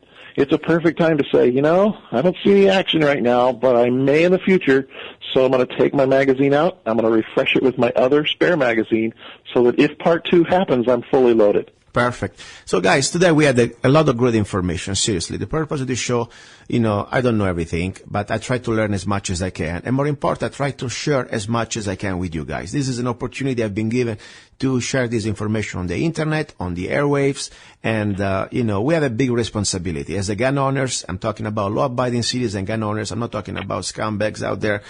We have the duty to be prepared, to be ready, and to be above the average. That's for sure. At least to commit ourselves to be the best we can be. So my only thing I'm trying to accomplish here, to give you some curiosity through this radio show. This is not going to be substituting a lesson, of course, but at least to understand the things that we do not know, okay? And then find whatever way you can afford the right training. If you want to buy videos, books, or I would love if you live in Hualapai County, give a call to Jim Liesen. That would be great. Or if you want to go to front side, gun site, I don't care. Okay? I don't even get paid. I want to just my goal here is to give you the opportunity to be the best we can be. And, this is not just because I'm a saint. I really am a selfish person in this area too. Because I would like to, first of all, think that in our society, it's a safer society. So if we have a lot of good people out there with guns, we're all safer. Okay? And I think it's a normal thing. Don't you think, Jim? Is it not a bad thing to wish? Don't you think? No, it's a great goal, and I recommend the same thing. If you don't get trained by me or Front Sight, get trained by somebody that's of quality. You don't want to go to somebody that's had guns shooting off in their classroom. You don't want to go to places that have had problems. You want to go to somebody reputable that knows their stuff, and that they use curriculum that works. NRA curriculum, the United States Concealed Carry Association curriculum. You don't want to go to some place that you're just hearing war stories about being a super cop somewhere in the big city. You want to get some quality information, and you want to get some training somewhere, because carrying a gun is a serious business. It takes a lot of responsibility, and just because you're allowed to carry one without a permit doesn't mean you should if you don't know the way the rules work. I like to use in the class the case of George Zimmerman. You remember George Zimmerman and Trayvon Martin? Of course, yeah. Yeah, before his first day in court, his legal bills were $305,000. Oh, my gosh. Before his first day in court. So doing something with a firearm is very costly if you do something wrong. And I would just urge anybody and everybody, learn the differences between target shooting, self-defense shooting, sport shooting, hundreds of different methods to use a gun. But it's kind of it's a newbie mistake to think that if you could just go to the range and blast a bunch of ammo, that you know how to shoot in relation to a self-defense situation. Exactly. So listen, guys, this is pretty much the mission today. We talk about how to present the gun into a fight, and also how to pretty much do the after-action drills, at least how to understand what you should do, okay? Now, before we close, this is going to be now, we're going to go into hour number 3 pretty soon. This is still the hour of guns. A couple news, just because I wanted to close with that. Bill, did you hear about, Jim, did you hear about the bill, House bill? Democrats, they tried to push a bill pretty much that now they want to ban the sales of the ammo online. Did you hear about this? Yeah, I chuckle, but I cry at the same time. These people will stop at nothing. These people have decided that they know they're going to have a hard time taking away the guns, so they're trying to make it very complicated and difficult to buy ammunition to feed your gun. Yeah. And they're using every chance and possibility they have, because they know that the time is short for the current legislative session, and of course with Obama on his way out in only 14 and a half months now. I don't know, I can't wait. But the problem with it is they're very sneaky. They say things like, well, this will keep ammo out of the hands of bad guys. Well, what's that technique? Oh, well, we're going to make sure that everybody that sells ammo has a log of who bought it, and you have to show ID to buy ammo, because only good people should be buying ammo, and nobody would mind giving ID up if you're going to buy bulk ammo. Well, what's the definition of bulk ammo? Well, more than a couple of boxes. Most people that shoot and shoot recreationally or for practicing and training, they'll buy hundreds of rounds of ammunition, and they'll shoot it in a weekend in a training class. Oh, well, what about the different kinds of ammo? Oh, yeah, we got to regulate that, too. We want to make sure we get a database and a list of everybody that sells it. And, oh, my gosh, if you want to buy it online, we're going to have rules to regulate that for the safety of people. Well, you know what? It's never been a safety problem for 100 years. No, this is a control problem, and we know exactly what they're trying to do. And let me tell you a little bit what happened already in Europe, okay, at least Italy, where I used to be there. I used to be from there. In Italy, everything over 200 rounds, you must have, of course, a permit, and it's illegal, okay? You cannot have more than a certain amount of rounds, okay? And of course, the Second Amendment doesn't exist. It's just for sport purposes, and it's just some limited type of calibers. You cannot have, for example, calibers that they are owned by the police, for example. So the bottom line is, guys, this is a complete control. It's complete fascism, as simple as that. And for me, this is the point. People say, oh, it's not going to happen. Guess what? Even Obamacare is supposed not to happen. The fact that these bastards, they try every time they can, like, for example, let's spell it out, the name, Representative Bonnie Watson from New Jersey. She should stay in New Jersey, mind the New Jersey business, and leave us alone, okay? I will become, I don't care what type of federal law, I hope it's not going to happen, but I want to say this on the record, I will break the law every time I can. I'm not going to buy any ammunition with a permit or with an ID. And more important, guys, think about it. If you still think that, I can buy my ammunition at the local shop, guess what? That's your choice. Maybe I want to save money. Maybe I want to still be a free human being, free American. I want to buy my ammunition in every of the 50 states of this union. That's the bottom line, okay? I'm not buying anything that is not, I'm not buying a nuke. I'm buying just regular ammunition. So I don't want to hear about this. But we got to be concerned and start to think that this can happen. You never know when it can happen. So, the bill in question, even people say, okay, this is just in New Jersey, that is a federal bill they're trying to pass. It's called Stop Online Ammunition Sales Act of 2015, Representative Bonnie Watson. And wherever you are, call your congressman and tell him that you better be careful that if he ever is going to vote for something like this, it's done. Okay, there is no compromise on this, in my opinion. So I agree. This is very important. That's why also the purpose of the show is not just to learn how to shoot, but how to pretty much defend our right to shoot. That's the bottom line, So that's and here's how stupid this law is, Luca. Yes. And you already know this too. If you go to your local Walmart or gun shop and buy a box of ammo under this proposal that they're talking about, there's no tracking. The idea is to track the larger sales of ammo. Well, that's the dumbest thing anybody's ever heard of, because if you want to go buy 1,000 rounds, you'll go to the gun shop 10 days in a row and buy 100 rounds at a time. Yeah. In order to avoid being labeled or put on a government list of some kind. Well, that defeats the entire purpose of the entire bill, and everybody knows it. So for this to work, they're going to have to make all ammunition a registered issue. And America won't stand for that. America will just scoff at that idea, and that'll be a very bad decision for them legislatively to even attempt to do. But I don't see them not doing it. I see them running this thing just like every other political trial balloon, just to see what the temperature is. And I agree. This is the time to call your senator and your representative and say, I will become a felon if this is the case. Exactly. And by the way, New York already happened this. Nobody's following this law, but it's already happening.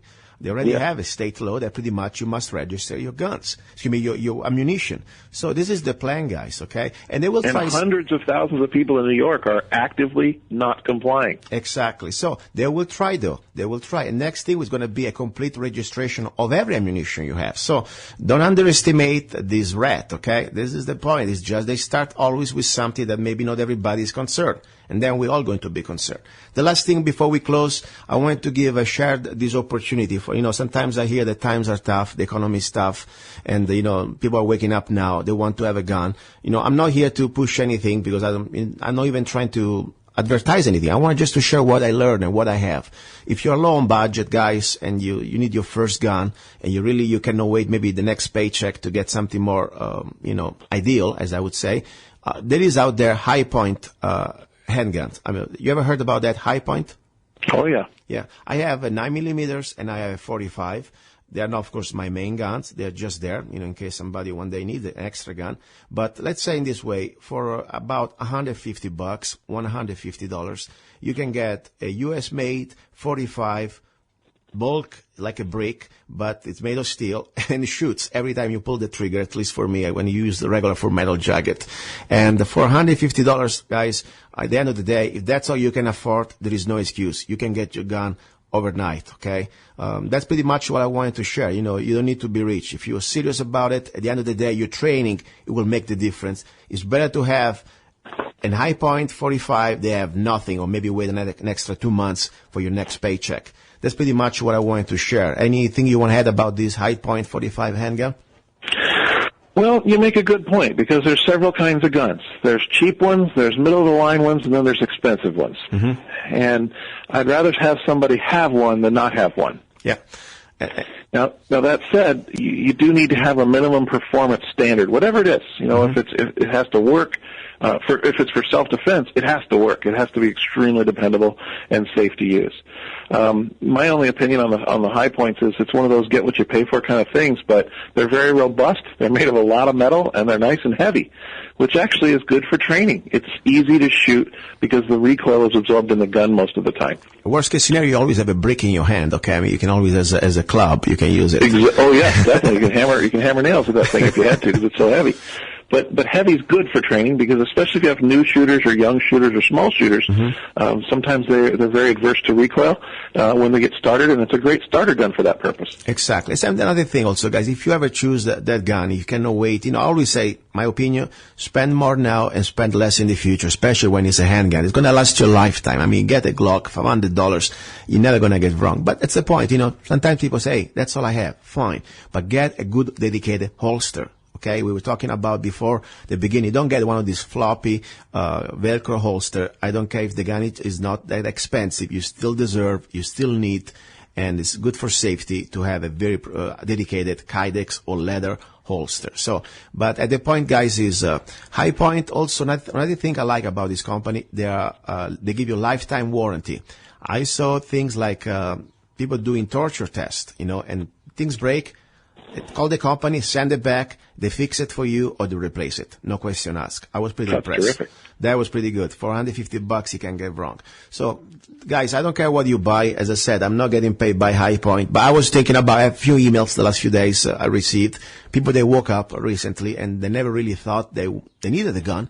And now the Blues say, oh my God, things are happening. Ferguson and all these different type of riots. I need to have a gun now. I can't wait for the next paycheck. Say, guys, they ask me an opinion. I say, you know, I say use your credit card and put something that, like a Glock or whatever you think it's about $500-600. But people say, I don't have a credit card. That's fine. You must find $150. You can find that money, and they can. You know, you bring up a point. If you have to have a gun and you don't have a lot of money, every gun shop I've ever been in has an old used shotgun. Mm-hmm. And it doesn't have to be a 12-gauge Mossberg 500. It could be an old Ithaca or an old Mossberg or an old Stevens made by Sears and Roebuck from the 50s. It's going to be almost the same kind of gun. And it can be in 20-gauge or 12-gauge. If you had to have a gun, most of the time you can walk into any gun shop in America and find a shotgun for $150 to $200. Yes. And the point, and it may not be tactical. It may not have black plastic on it, but it has probably been around longer than we have, Luca, and it's probably going to be around longer than we will, and it will probably continue to work, and it's always worth the same amount of money you put into it. Exactly. And my point, you know, there are options out there. Of course, sometimes the handgun is something people want to carry in a little more concealed way, but yeah, the shotgun is a great alternative, also as a budget. And talking about High Point, another thing I really like about those, if you get a 45 handgun for $150, you should consider, if you're on a budget, to get also the carabine, the 45. They pretty much also, you can swap magazines. You can use the same magazine. I have both. I have the 45 carabine, and I tell you, it works. I never had any problem. All I have to use is full metal jacket, 45, even the typical Wolf, the cheap, steel cases. They work great. And to have some sort of a basic package between a carabine and handgun, less than $500, together, I think that's a good package to start, and you can train with that. You can have a lot of good training also with those two situations. So I agree. That carbine is actually a pretty robust gun too. I had a chance to shoot one not too long ago, and I was very surprised. It was very handy. Never a problem with those. So guys, listen, Jim, thank you very much. Say one more time, please, your website or wherever people can reach you. It was thank you. Thank you for having me again. My name is Jim Liesen. I'm from Apex Arms. And you can find us online on Facebook at Apex Arms or apexarmsaz.com. Perfect. And you're listening to Love, Guns, and Freedom with Lucas Zanna. Be ready for our number 3, because today I'm going to talk about love and also some serenades. By the way, Jim, did you like my little serenade to the Obamanoids? Oh, I sure did. That was just so wonderful. The liltiness of the voice, the melody was so perfect with those words. Perfect. Okay, I'll do another one probably next hour. Thank you very much. Talk to you later, guys. Bye. Thank you.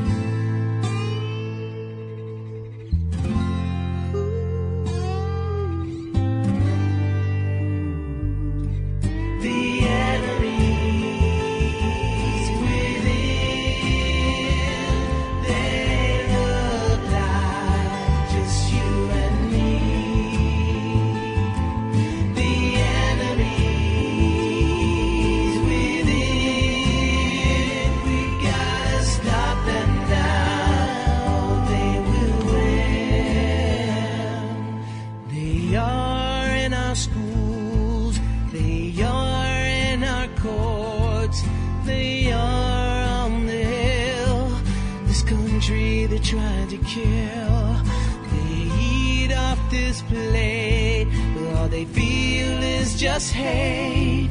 They hide in the dark, from within they attack. The enemies within, they look like just you and me.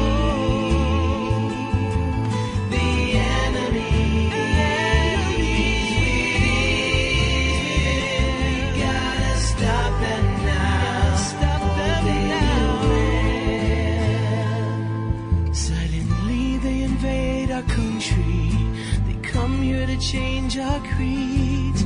They swear on something they don't believe, and they want to erase our borders. They want to change our lives.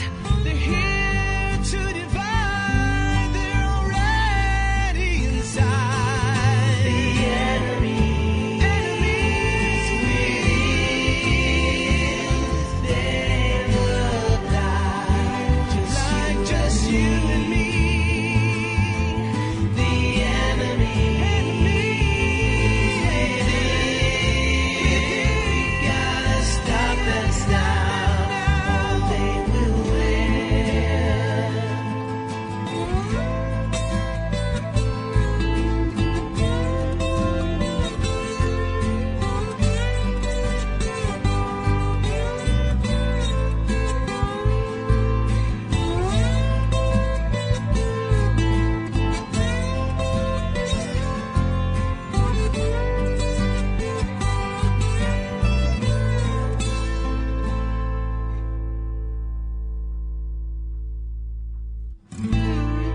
We're not afraid of you, because in God we trust.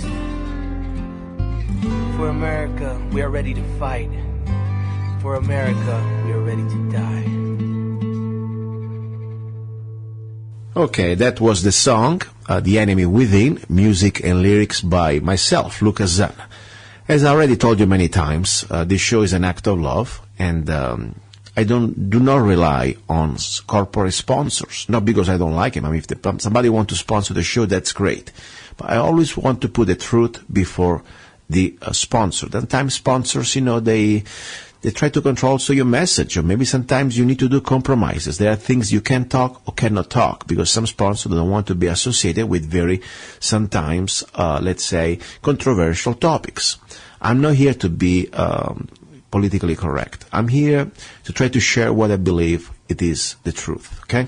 Sometimes I'm wrong. If I'm wrong, I'm the first one to apologize. But the point is, I'm not here to try to masquerade or try to change the facts when I know what's going on. Now, if you want to support the show, I said many times, there's a simple way. And all you need to do, you can afford 99 cents. For example, with just 99 cents, you can download any of my songs, like the song I just played for you, The Enemies Within, and you can go to my website, www.zanna.us. Also want to remind you, if you want, you can go to my other website. I also, I like to paint. Mostly, I like to write songs, but I like to express myself in every way I can. So, for example, if you go to my Zanna, ZANNA, art.com, you can see also some of my paintings. And I want to remind you that I have a very unique technique that pretty much I come out and I put my brush into the barrel of my gun. Of course, my gun is empty and there are no ammunition in the room, so I always follow my little procedure. Why am I doing this? Why are you painting with your Glock? It's to make a philosophical point, Many people out there in this anti-gun rights movement, in these control freaks people, they like to think the guns are very evil objects, that they can become almost animated and they become assaulting people. They're assault weapon. No, the guns, they're just like a hammer. With a hammer, you can pretty much build a house or you can destroy somebody's skull. Okay? Same thing with a gun. For me, the gun is not just to kill. No, I always say the gun is to save a life.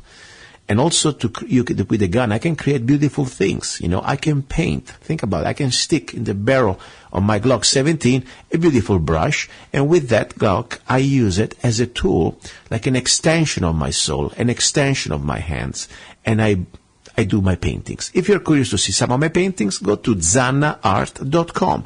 And the beautiful thing about it that, I have a very unique way to sell my paintings. You make an offer, and if I like the offer, you're more than welcome to get it.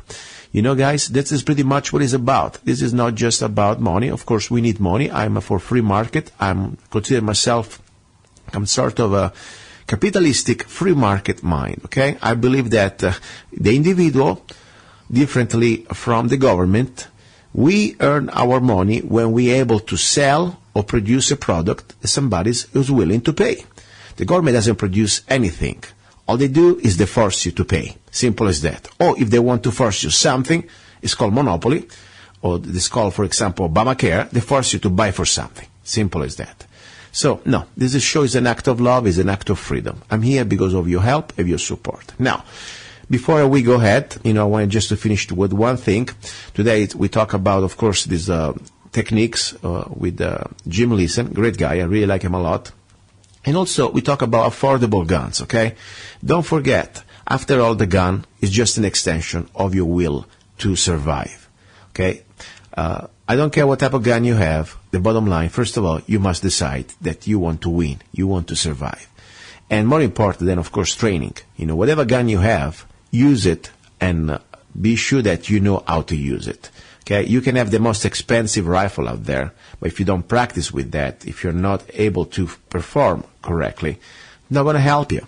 And mindset, it's vital, okay? I don't care if you have like a Mosin Nagant, old 100 years old rifle, bolt action, but if you're willing to defend your life and to defend your freedom, that Mosin Nagant in the expert hands can be more powerful than many other modern rifles out there. Now, I like to talk about things, I like always to find places where people can pretty much enjoy our rights, in this case the Second Amendment. And I want just to let you know, on one of my other sites, freedomlovers.us, it is a community I'm trying to create. It's not just for singles who want to pretty much, find each other, but also to share ideas. There is a great section for blogs and also for ads. You can sell or buy whatever you want. Try to keep it legal, please, okay? So go to freedomlovers.us, open an account, and if you have, for example, something that you would like to share, like products, use things, go ahead, okay? And use it. That's pretty much the idea. Now, the last thing before we close, I want just to let you know that now we're going for hour number 3, and it's going to be about love and about friends and about what we can do pretty much to regenerate ourselves, and also a little bit of news, because I think it's important to mix and relax, listening to this news of what's going on and what happened the last few days and what's going to happen the next few days. and have a little bit of a downtime, relax a little bit, while we try to pretty much recharge for another day. Don't go away. You're listening to Love, Guns, and Freedom with Luca Zanna.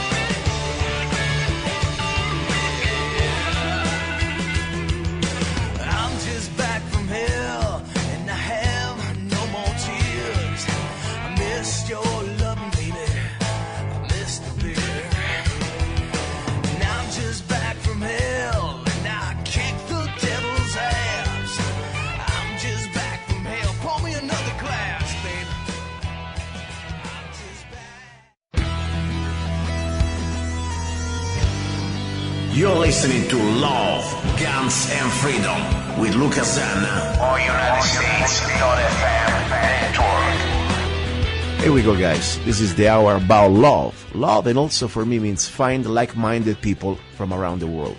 The show is, of course, on KTOX 1340 AM here in the USA, but thankfully, thanks to the internet, till we have it, till they will not block it, we still go around the world. I mean, I'm amazed how many new friends I'm finding. They are listening to the show, and this is so beautiful, because the tyranny, it is not just an American problem. Tyranny now, it's a world problem. We are under global government. It means global tyranny. And when I find a very educated person that he knows what's going on, or at least is willing to learn and is not afraid to investigate all these nightmares that we are facing as a free humanity, or what used to be a free humanity, I'm very excited. It gives me hope, especially when I see somebody that sounds like an Italian last name and is from Europe. Not because I'm saying Europe, people, they don't know what's going on, but unfortunately, I believe that they are 2 stages deeper than already here in America. There are different things. Europe is already being conquered. But let's see 1 second here. Honorio, are you there? I am indeed. How are you, Luca? Onorio Moscone, from which part of Ireland? Say again, please. Dublin. Dublin. Hear me while we have phone calls calling in. Please introduce yourself a little bit. Yeah, my name is Onorio Moscone. I originally come from Italy, and I've been living in Ireland almost all of my life. Basically, I came here around the age of 6 or 5. And I'm the youngest in my family, so, in the family, so my brothers and sisters would be the eldest, and they emigrated to Ireland, because there was no work back in the 60s in Italy, much. So around that time, my father died as well in the late 60s, and myself and my mother decided that we should all come to Ireland and join up with the rest of the family, and that's how I got to be here. So do you like it here? I mean, do you like Ireland? I mean, I'm sure that... Yeah, Ireland is good fun. I mean, the Irish are very like the Italian. They're, obviously being brought up as Catholics as well, so they share the similarities, Okay, so you got some sort of a similar maybe beliefs and cultural background, That's correct, because they would have been brought up as Roman Catholics as well. So similar beliefs and, very similar, and they're very friendly people, they're fun-loving people, and I have lots of Irish friends, so as well as Italians who I get to meet occasionally around Dublin. Now, what I'm understanding here, because, I was reading some of your posts on Facebook, and, yes. I understand, it doesn't take much anymore, you can see when somebody else out there is awake, or somebody's still in the matrix, I call it, or like a zombie, seriously. I'm not trying. Right. And, you're an awake person, and gives me hope, because, I have still family in Italy, okay? and the average person out there, and I'm talking about also in some members of my family. For example, the exceptions is my mother. My mother knows almost everything. It's amazing. She's not afraid to learn. She's an older lady. She knows about the New World Order. She knows about the banking cartels and false flags, 9/11, everything. Everything we can talk together. But the point is, the average Italian person or European person, they're under like a spell. By design, they've been pretty much almost under a state of hypnosis, as you were saying. What's going on in Ireland? Are the people understanding? It is in all its entirety, it is hypnosis. I mean, you know, without elaborating too much, because I don't want to take up much of the discussion on hypnosis. But basically, people have been conned in such a way that they don't realize, you know. And of course, you can't blame them. You know, everybody's innocent, and you know. But what's going on in Ireland at the moment? There's a bit of a revolt here, you know, a lot of protests, especially with water charges. You know, like in America, they have these water meters and so on. And apparently they're very, in America, they're supposed to be quite dangerous. You know, they give off radiation and microwaves, whatever. They're called smart meters. I call them smart meters for dumb people. That's right. You know, I mean, here in Ireland, they don't call them smart meters. They just call them water meters. But they actually have the same effect, believe it or not. Yeah. Like, I'll give you an example. A friend of mine who knows all this, he's an Irish a friend of mine, his name is Frank, and he only lives, he lives in the same small town I'm in. I'm in a town called Rathmines. Okay. So, anyway, myself and Frank, we do have these discussions. You know, we meet regularly, you know, have coffees maybe 2 or 3 times a week. And there's a lot of awakened Irish, you know. Now, question is, you know, Ireland, for a moment, and I was so proud of Ireland, tried to fight this sort of coercion into be part of this European community mafia. And I call it the European community mafia. Ireland was the last stronghold, and it came down to Ireland if things would go ahead in the favour of the mafia, of European mafia. But because in the our governments don't even know what they're doing themselves. It's a shame, because they just roll out the rules and thinking this is what has to be done. Well, I think they know. I mean, don't get me wrong. Maybe you know they more probably than do know to some level. Yeah. I'd imagine so. But there are those in some of those ministers or TDs that we have here in Ireland are very awake, and they're actually fighting tooth and nail against our minister. You know. But you know what? He just shrugs it off and lets on to be a polite politician or whatever, and doesn't address the situation, and still, you know, promotes these new sanctions or whatever, which is coming from Europe anyway. So yeah, this is exactly my point. You know, right now Europe, and is also in the past history. Okay, this is nothing new. Every European country, we transition from the empire of the Romans. They were anyway the conquerors. Okay, they were out there. And then we had the popes and the kings with the lords and the enforcers.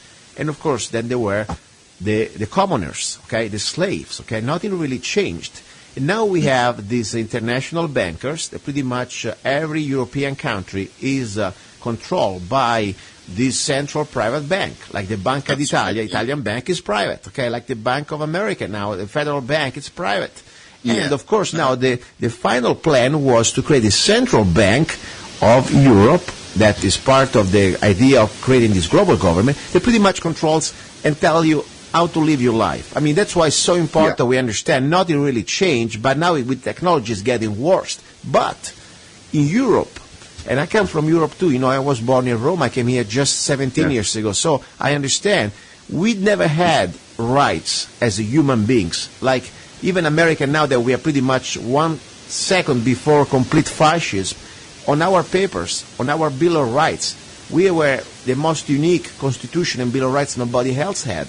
The fact that, you know, I have a First Amendment. I can say in America things that I would be arrested so many times in Europe, you know, just because I criticize, let's say, the European community. According to the new convention of the European Convention, I could be pretty much prosecuted.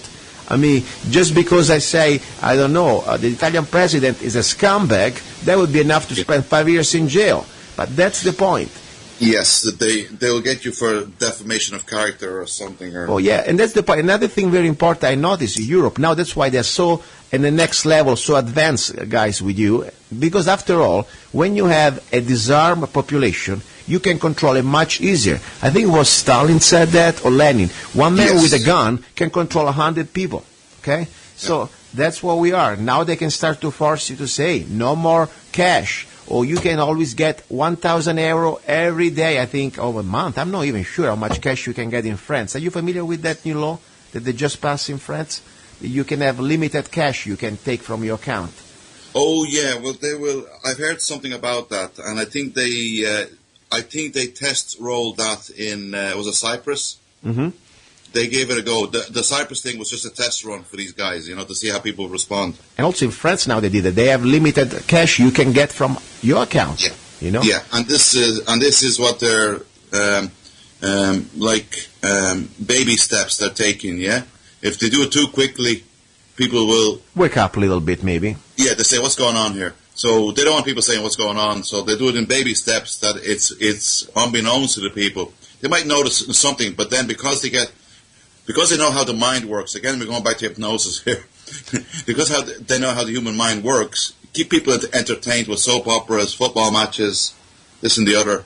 Exactly. And, tell us a little bit about, the show is about, of course, freedom, love, and guns.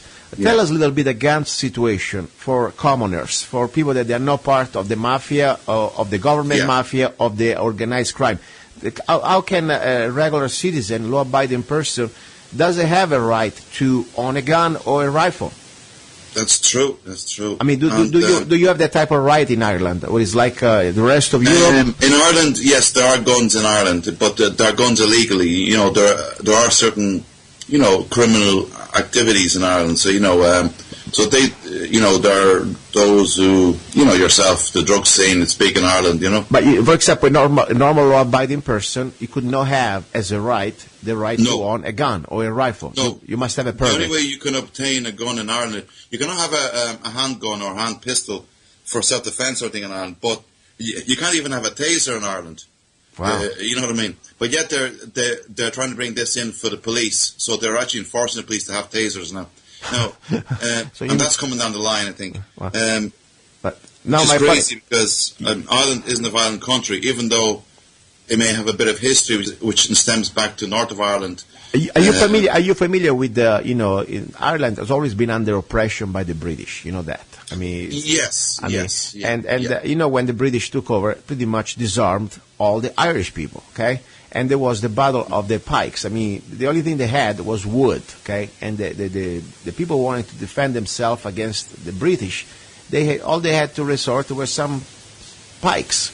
That's the bottom line. So the point is this something that people that were disarmed a long time ago during history in Ireland, and they're still disarmed now. So correct me if I'm wrong. If I am an Irish man, I have not that right of self-defense. I cannot have a gun or a rifle to defend myself, my family, my property, or my freedom. That's something that only the government can give you. It's a permit. It's a privilege. Yeah. That's Europe. It is not just Ireland. Italy is the same. If it was to come to that, yes, they wouldn't have any self-defense of that nature or to defend our rights, except for the known people, who may have guns secretly, handguns, but they're only in. They would only have them if they were involved in criminal activities or whatever, Yeah, I mean, at this point, it is no more a right. If I have to hide it, means like I'm doing something that I'm supposed not to do, But, exactly, and they will. If you're caught with a gun here in Ireland now, you serve a prison sentence, Yeah, like in England. By the way, how far are you from the Irish, English, British frontier? It must be a boundary. It was Belfast, I guess. How far are you from? Belfast is about. Let me see now. Belfast is about 100. Is about nearly 150 to 200 miles.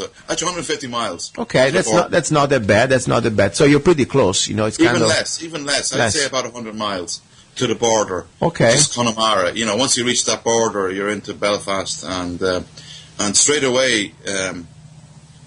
It's like driving into a different country because the buildings are different. You can see the English aspect of or the English influence of, cultural. What do you think? I mean, I've never really been there. I just saw history. I read history. I see what's going on from movies or maybe from TVs.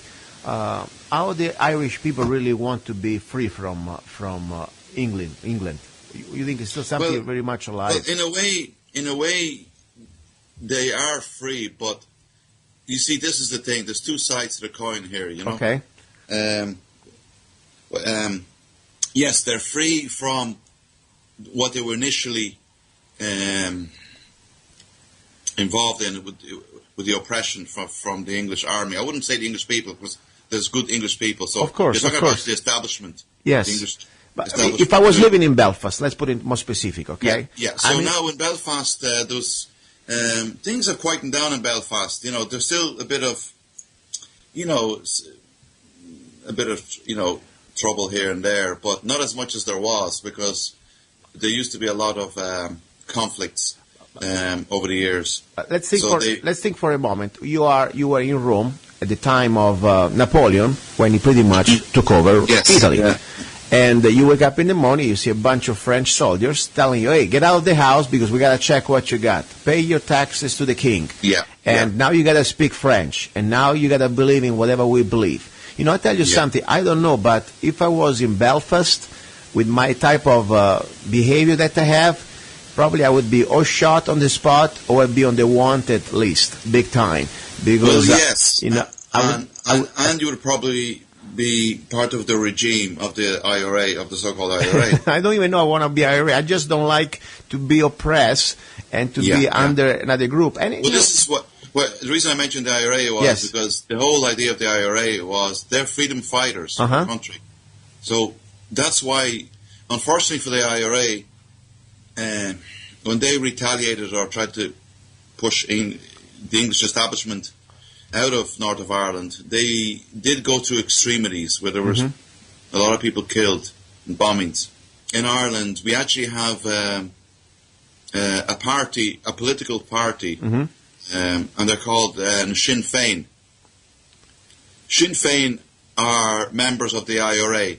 So you have the IRA, you have the so-called IRA in government as TDs and ministers. Yeah, like they put a dress, and they leave the AK-47 on the side and they start to work. So they can't get rid of them because they were originally Sinn Féin from the very beginning. But because they were one particular party who rose against the English, they became blacklisted. Yes. And of course things got out of hand. And then you had the wannabes, you had a lot of splinter groups in the system who went out and did their own thing. I also believe that, if we believe in the concept that has been proven in history of false flags, I mean, the government using, I wouldn't be surprised that sometimes, maybe not every time, I'm sure between the IRA there were people that would make mistakes, and I'm sure. But you're right about that, because years ago information came about that there was some mole in the IRA camp or in the in the freedom fighters that they had some connections with the establishment. Yeah, I mean, I wouldn't be surprised. Some, especially the worst acts. When you start to bomb. Because at the end of the day, it's all down to business, and I think I'm seeing this because I tell you why. Ireland has gone because of the Lisbon Treaty in Europe, and as I said, they were like the last man standing, and it was up to them. If they made that final vote and said yes, see, they actually said no to the vote to join the Lisbon Treaty. Yes. Before it got galvanized, you know what I mean? Before it went in their favor. But they had a re-election, and they excused themselves, saying, okay, people didn't vote in favor of yes because we didn't provide them enough information. So now we're going to put out leaflets or information back out there to explain to people why they need to vote yes this time round. They were very persistent to get the yes vote. In the end, they got it. Yeah. Because that's how they work. Yes. So Ireland fell into the hands of the EU control of Brussels, of the mafia gangs. Yeah. How many times? I think 3 times they wanted that vote over and over. I mean, that's it. And you know what? it crippled Ireland because it ended up that the Irish economy was bailing out certain European countries. Mm-hmm. And this is, these guys can print money, as you know. In America, they print money. It's just paper. Once they put a stamp on it and give it a perceived value, then that becomes money. And then you're taxed on it, and then you're charged interest on it. Exactly. This is exactly the same plan that every private central bank does around the world. Yeah. They control governments, And you know what?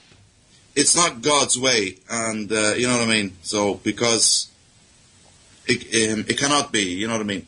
But I'm probably stating the obvious here, which, it's like, as I say, I'm preaching to the choir. But it's good because, we're talking about things that, anyway, sometimes maybe some of us, we already know. I'm trying always to reach out people that they're just maybe awakening or we can awake. And, I always start from the basic. And the most important thing is say, guys. You know what I must do? Tell me. Luca. Yes. I will introduce you to a friend of mine. Mm-hmm. In America you have Anonymous. Yes, Anonymous. And I've seen your picture of Anonymous as well, which was fantastic. I got a mask, $5 mask, yep. It's good. I don't have a mask myself, but you've probably seen my post there. There's Anonymous in the background where I say, we don't need leaders or something.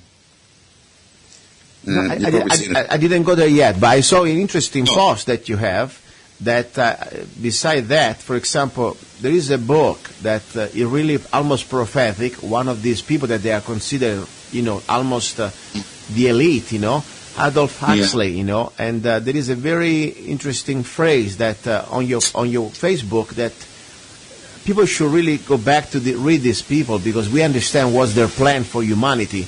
I mean, if you read Aldous Huxley, I mean, in his book, Brave New World. Yes. I remember. You probably have heard of David Icke. Yeah, this is David Icke, of course. I think it was from the People's Voice photo, but I have his book of Aldous Huxley. It's scary, this book. He says there will be in the next generation or so a pharmacological method of making people love their servitude and producing dictatorship without fears, so to speak, producing a kind of painless concentration camp for entire societies, so that people will in fact have their liberties taken away from them, but will rather enjoy it, because they will be distracted from any desire to rebel by propaganda or brainwashing enhanced by pharmacological methods. And this seems to be the final revolution. Aldous Huxley, the bastard.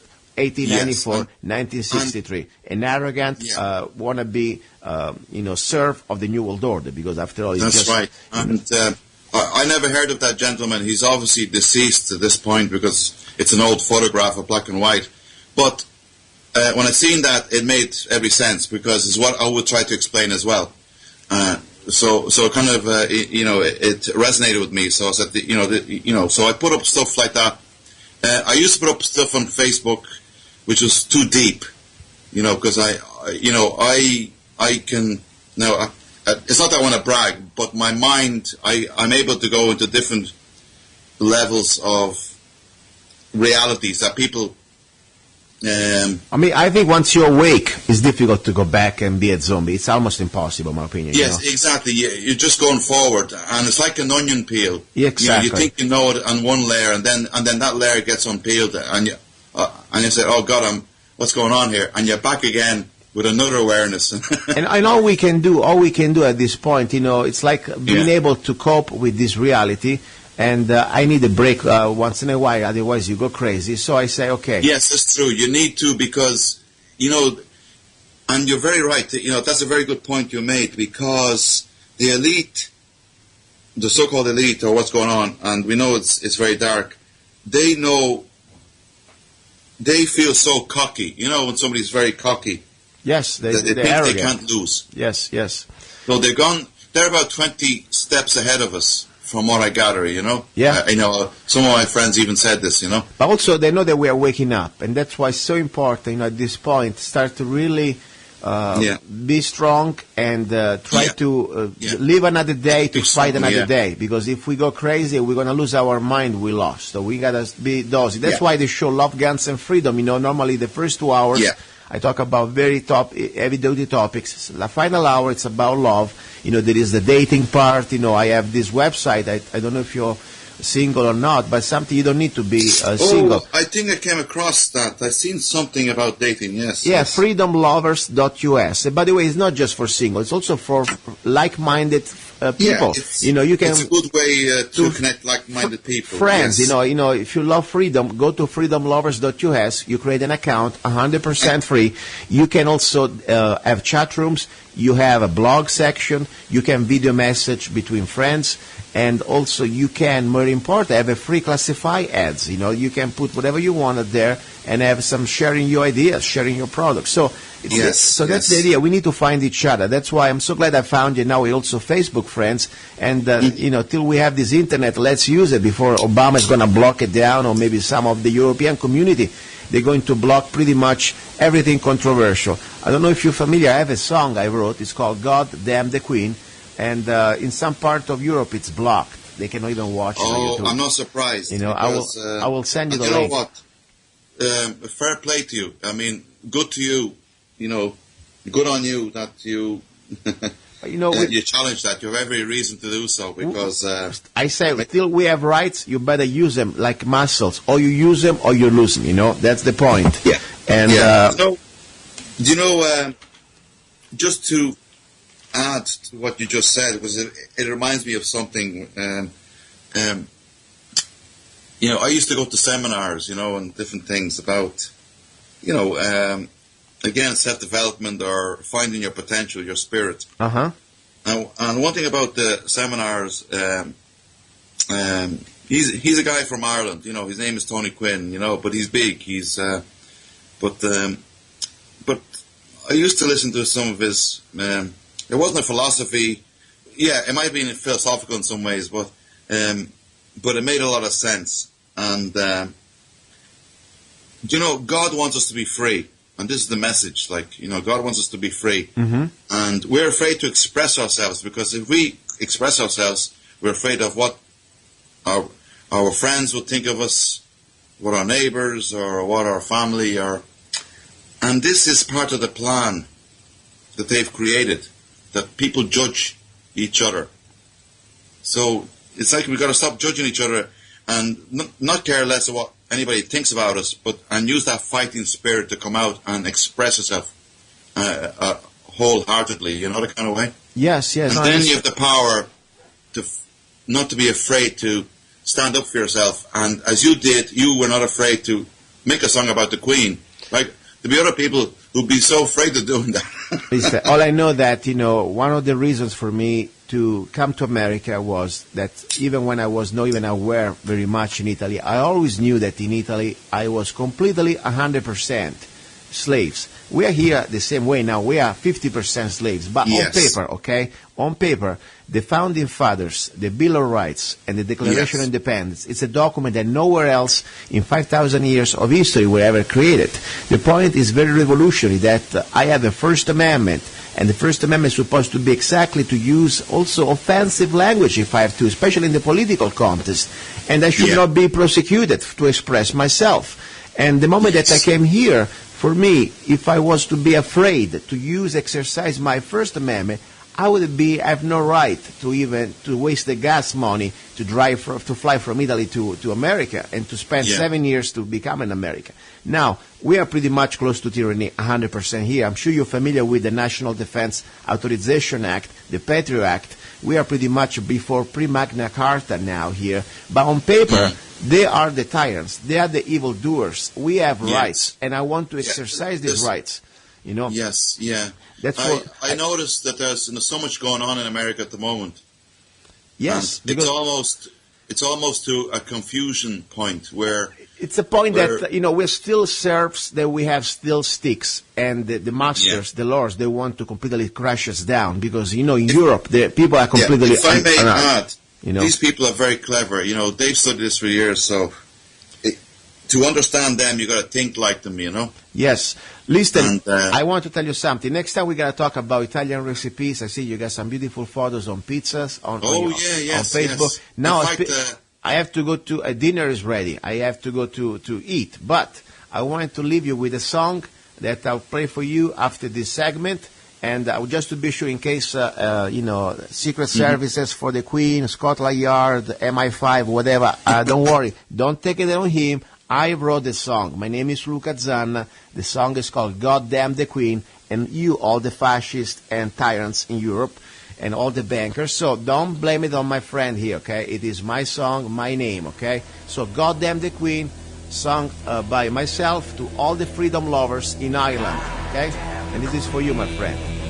Thank you. Thank you. God damn the Queen. God damn the Queen. God damn the Queen. Don't forget the king.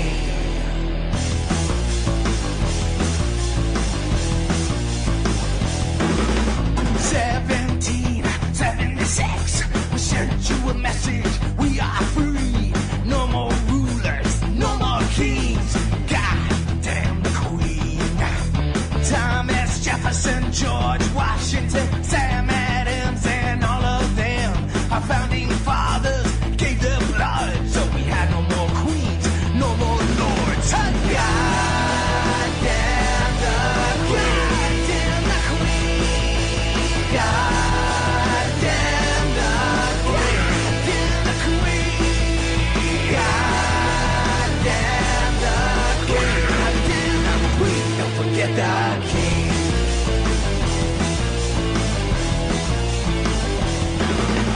We are Americans, no more rulers, just Scrooge and your new world order. You may own the land and own the bank, but we'll never kiss your rear end. Your scam has been exposed. Our bondage now is over. We know who owns the fed. We have guts, pride, and land. God damn the Queen. God damn the Queen. God damn the Queen. God damn the Queen. Don't forget the king.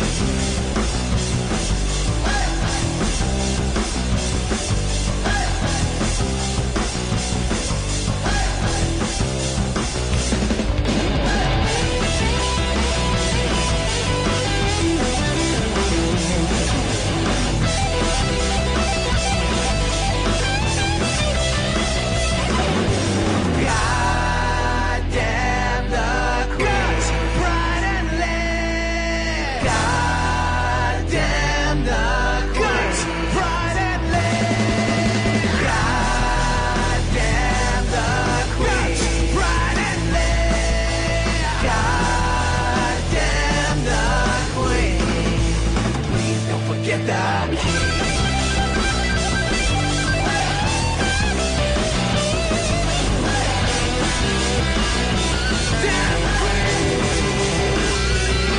Here we go, from Ireland to California, Central California. One of my best friends on Facebook that also has become really a real-life friend. You know, I'm getting so many beautiful bottles of wine, and I don't know, this is amazing. I want to be very thankful, first of all, to the internet and also to my radio show. It gave me the opportunity to meet great people out there. So, let's give the name of my friend, Eric Savicki. Eric, are you there? I am here. How are you, Eric? Please remind me exactly which part of Central California you're from. Where are you from exactly? This is Paso Robles, California. Okay, so it's like Central California, am I right? Yeah. Perfect. And, I want to thank you again. You always spoil me with the most beautiful bottles of wine that I received the last few months. And, I thank you on the internet, but I wanted to do it on the radio. That's why I also wanted to call you today, okay? All right. Thank you. So anyway, today I want to talk, this is the hour about love. We'll talk a little bit about what's going on. And more important, this is the opportunity I wanted to give to the listeners to say, ask whatever you want. If you have any questions about topics or part of the show, things that you agree, things that you don't agree, or just simple question, please, I want to give you the floor first. What you want to say? Well, I just want to thank you and appreciate what you're doing on the radio show. You know, I've been listening to a radio show that came out of Las Vegas for quite some time, and it just suddenly went off the air, and I was like, what happened? I didn't understand what happened.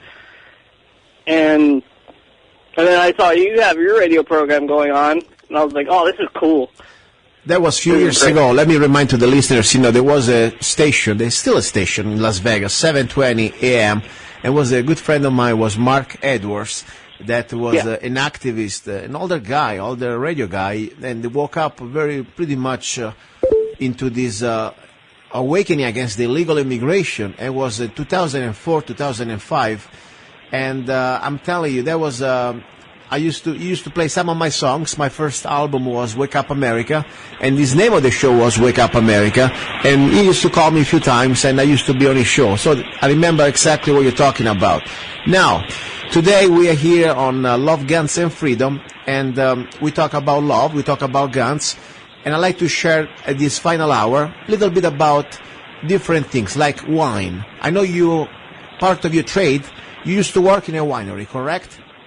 Yes, that's right, Luca. So tell us a little bit, you know, let's say, the idea I'll try to share, of course, this is something cannot be done in a few minutes, okay? It's a very important trade. But the point is it possible for a regular guy that he wants to dedicate a little bit of time as a hobby to start to make wine, maybe, in his cellar? You think it's possible? Yes, it is possible. People have done it around in this area for quite a few years. It's not really hard, but it is kind of hard work and very dangerous as well. Dangerous because you can die, right? You can get some botulism. Am I right? Some sort of a toxin. Yes, if you don't work, if you don't have the right chemicals produce good wine, it'll make bad wine, and there's a chance it'll actually kill you. So, you know, listeners, don't get me wrong. I'm not here to give you any type of medical or wine advice, but the idea is I want to put you in 2 years that can be done if you know how to do it. Why I would like to learn this? Because first of all, I think it's something beautiful. It's like a heritage, you know, how to create something out of something else. You get grapes and you make wine. But also is a sense of freedom, you know. Every time I know I go to the store and I buy a bottle of alcohol or wine or beer, doesn't matter.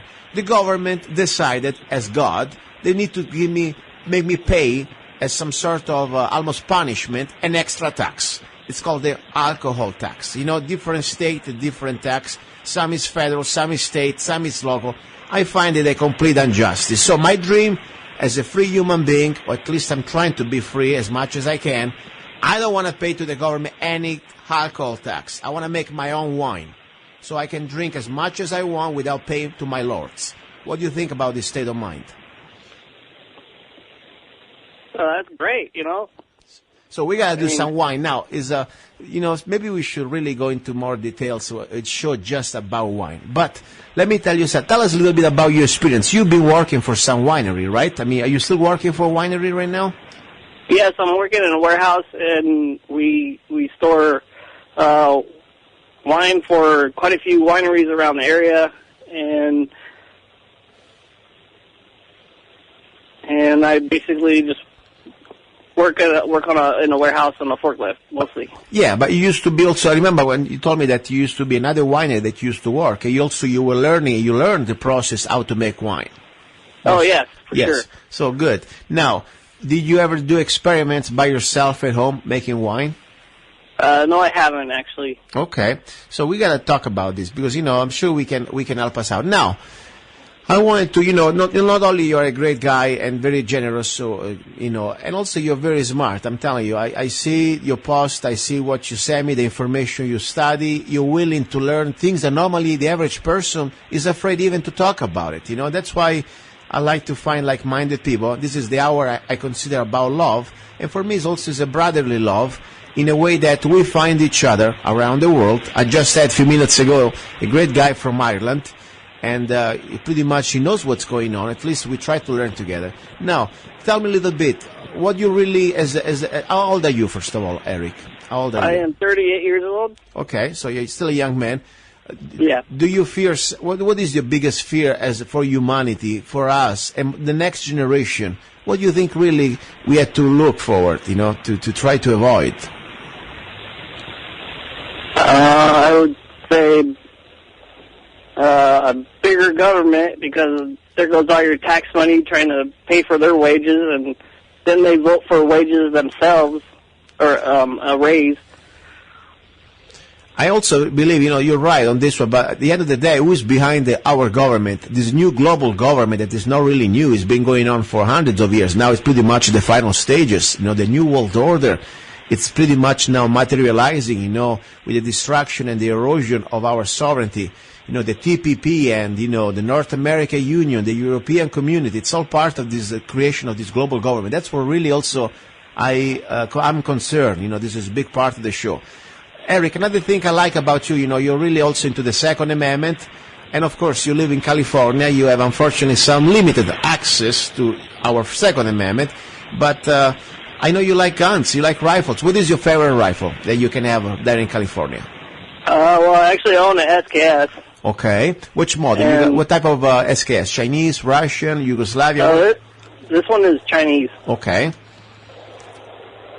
And this is your rifle, pretty much your main rifle you enjoy to practice with? Yes. Good. So when you go into front sight, I know also you are now a Diamond member front sight. That's right. So you're going to be attending the class with your SKS, correct? Yeah. Perfect. I said already I would like to go there when you go there, so maybe we can do a class together. And another thing, if you could now come back to the rest of... I don't say the rest of America, because many other states, they are messed up too. But let's say you come to Arizona. You can have pretty much every rifle you want. What would be your ideal rifle? It would still be my SKS. Perfect. I like that. You at least you enjoy what you have. And don't get me wrong, it's a great rifle, the SKS. And more important, at the end of the day, it is not the rifle, but it's the person behind the rifle who makes the difference. Right. You can have the most expensive rifle out there, but if you don't have the training, you don't have the will to use it, it's not going to be really worth anything. Now, you have any questions for me? I always talk so much, Eric. I'm kind of a big mouth. Maybe you can ask me questions. I always ask questions to people. I can't really think of anything at the moment. Okay. Do you have any new songs coming up? What do we have? What? New songs? Well, I'm working right now on this new project, little different from my political songs. Normally, I got all my different type of songs. This is kind of a relaxing project. It's called the Italian Serenader Project. And I have 20 serenades that they are covers, of course. I didn't write them, but they are classic Italian songs that I'm pretty much ready to also record on a CD. And also, more important, I'm producing a show that I will bring live to different places, like, venues, clubs, and restaurants, things like that, just to enjoy a little bit of fun time. Otherwise, I go crazy here, always talking about the New World Order. I need to detox for a moment, and that's going to be my little project, my new project. And, and I have, for example, I don't know if you ever heard, I made like a parody. Did you heard my serenade that I got the music from the Godfather, Parla Più Piano, and I adopted some lyrics from my new lyrics about the Obamanoids. Did you heard that serenade? I don't think I have. Okay, guess what? I'm going to play it to you again. And this is kind of interesting song that it's from the music of the Godfather, but the lyrics are a little different. So what I'll do, I'll dedicate to you as a friend, but this song technically was for all the people that still believe that Obama is a saint. And I'm sorry, you're supporting Hitler. If you believe that Obama is a good guy, you need to wake up, because Obama is worse than Hitler, in my opinion. And unfortunately, if you support Hitler, who are you? You are Hitler supporters. In this case, a National Socialist. In this case, a Nazi. Now, my friend, I want to say thank you again for the wine, and I can't wait to go together. You're very welcome, Luca. To shoot together a few rounds together, maybe at the range. If you ever come around Mojave County, Arizona, driving through, that's probably the closest place from California, give me a ring, and we go shoot together at my place. Sounds good. Thank you. Now, I'm going to play for you the serenade for all the Obamanoids. Don't go away. You're listening to Love, Guns, and Freedom. Dedicated to all the Obamanoids.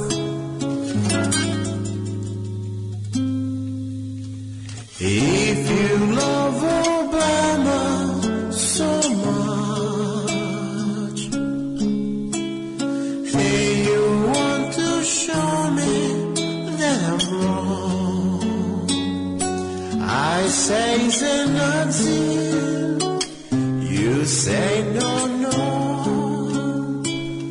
Then come on the air and let's get all alone. I will show you facts and proofs. If you support Obama, you're a Nazi too. I'm very sorry to share bad news, but Obama is a racist. If you believe him, you're a fool. And and more patriot NSA and more Iraq, illegal wars, Syria, Libya, and Ukraine. You must be insane to believe Obama is a saint. Obama lover, come on the air. Don't be scared, you know I'll be fair. I'm very sorry to share more bad news. Obama loves Monsanto, but does not love you. He rules by edict like Hitler or like a king. If you're still here for him, you're just kissing his Muslim ring.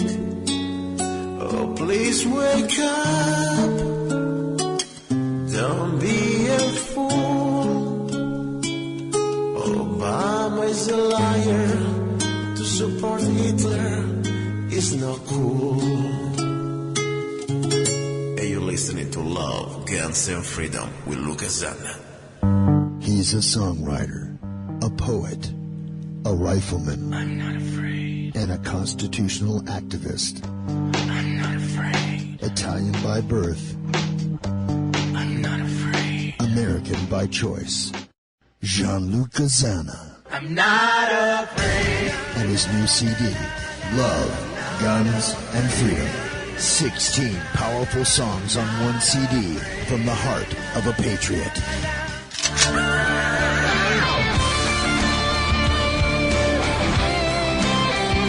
For download or to order the CD, go to www.lovegunsfreedom.com.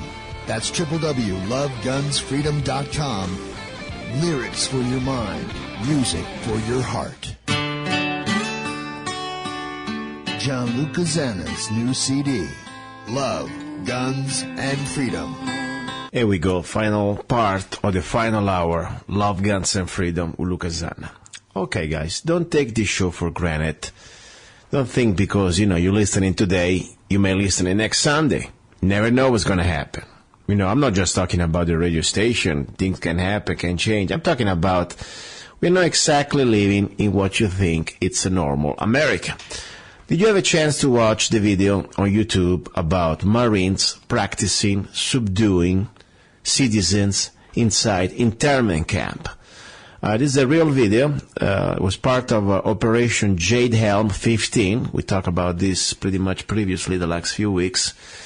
And this was a training drill which took place in Arizona last month and shows pretty much armed troops chasing down citizens inside a mock internment camp. And this is really, I don't know what to call, scary or irritating or disgusting. This is pretty much part of acclimatizing us. Start to pretty much making us understand what's going to happen, showing who's boss. All I can say, it's hard to describe a video through the radio, so you should watch it. All you have to do, go to YouTube, and I will post it also on lovegunsfreedom.com. Today's show, lovegunsfreedom.com. Operation J-Down 15. You will see this exactly happen in Yuma. So, what I'm saying, guys, everything can happen, anything can happen. We're living in very interesting times. But this is the hour about love, so I don't want to get too stressed. We talk enough about what's going on.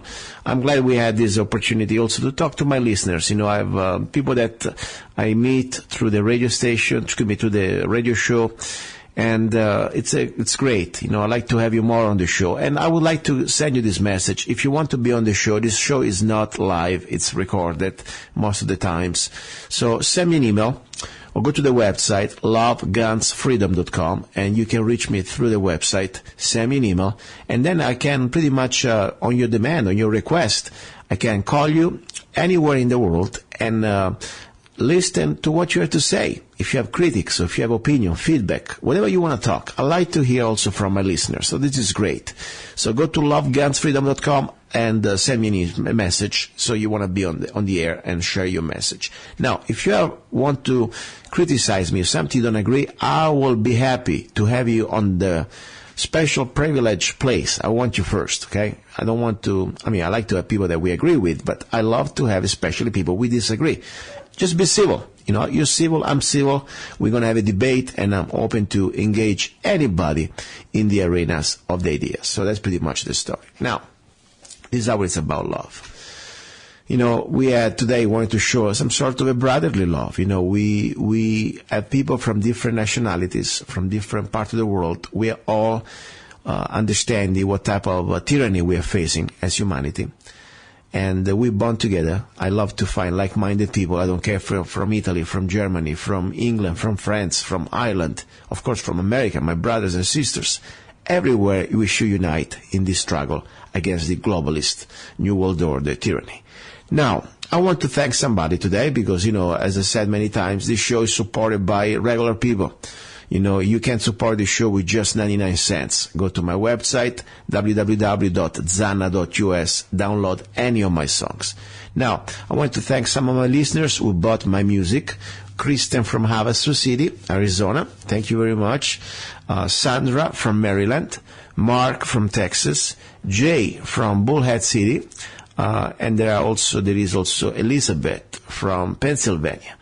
Thank you very much. I appreciate your support. I don't care if you download one song of all my albums. Of course, I care. More is better. I appreciate it. But the point is, even just with 99 cents, you're really helping this show to be free, and we can pretty much talk whatever we want. Of course, we're still on the radio, so when we are on FCC regulations, we must comply with the language. I cannot sometimes slip through words that normally I wouldn't say. I try to be polite, but sometimes, we get kind of emotional. So, now, important things. What's going on in this country right now? We already know. If you don't know, you know what? Too bad. You gotta wake up, because it's too late already. All I want to say, guys, I really believe at the end of the day, I started to understand, at least my philosophy, what I feel about it. Why we have to face all this evil? Why? Why almost life is so hard, I really start to believe because it's about free choice. This is about freedom. The moment that things would be so easy and there was no option for us to decide, you have no more freedom. The moment that we are still free to choose, if you want to be complying with evil, even just you're silent pretty much makes you part of evil. Or you want to be against evil. That means you want to speak up against evil. It's a moment of, it's a test. That's what I really believe. This coming down to a test. And I don't know everything, guys. I'm just a regular guy. But I start to believe that sometimes we go into these phases, and at least for me, I don't know about you, why do we even exist?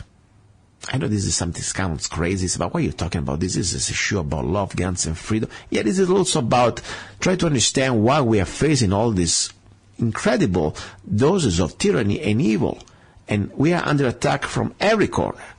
I really believe that this is about now freedom of choice.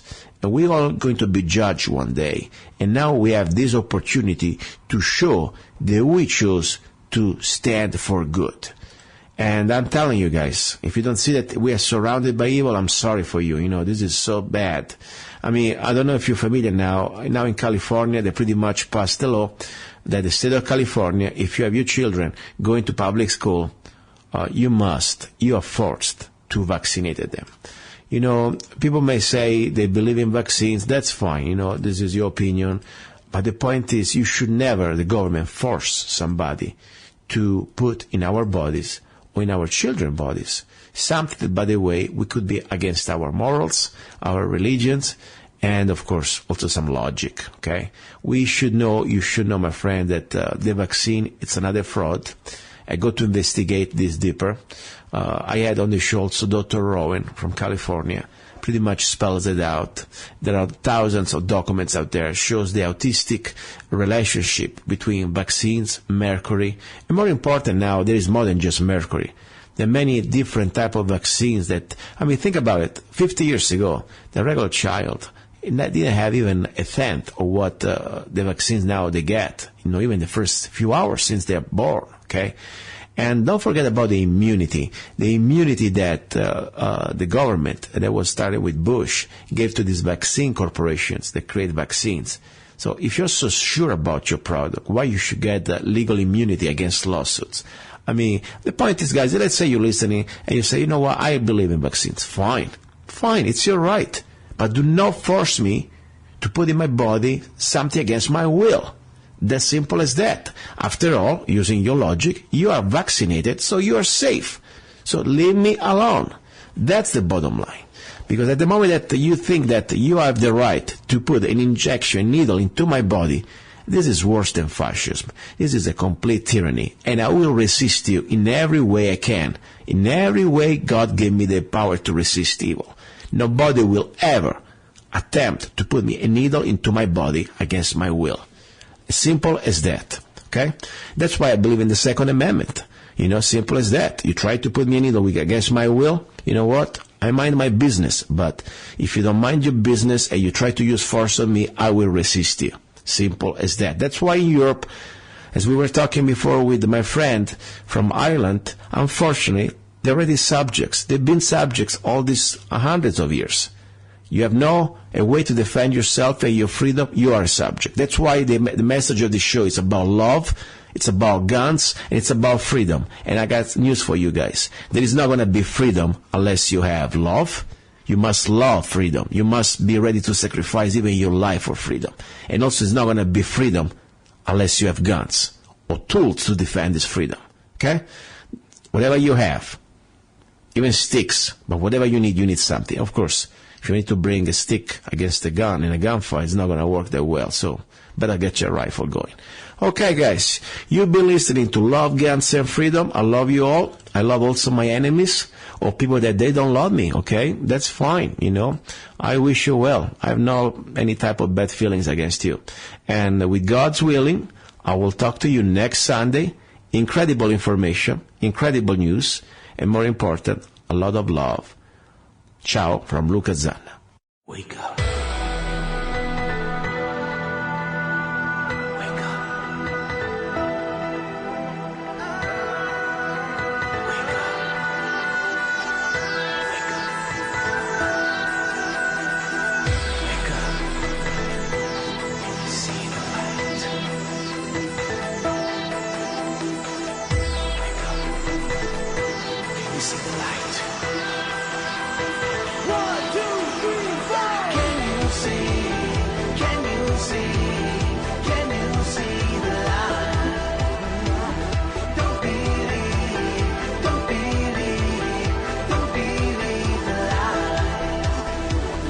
Right.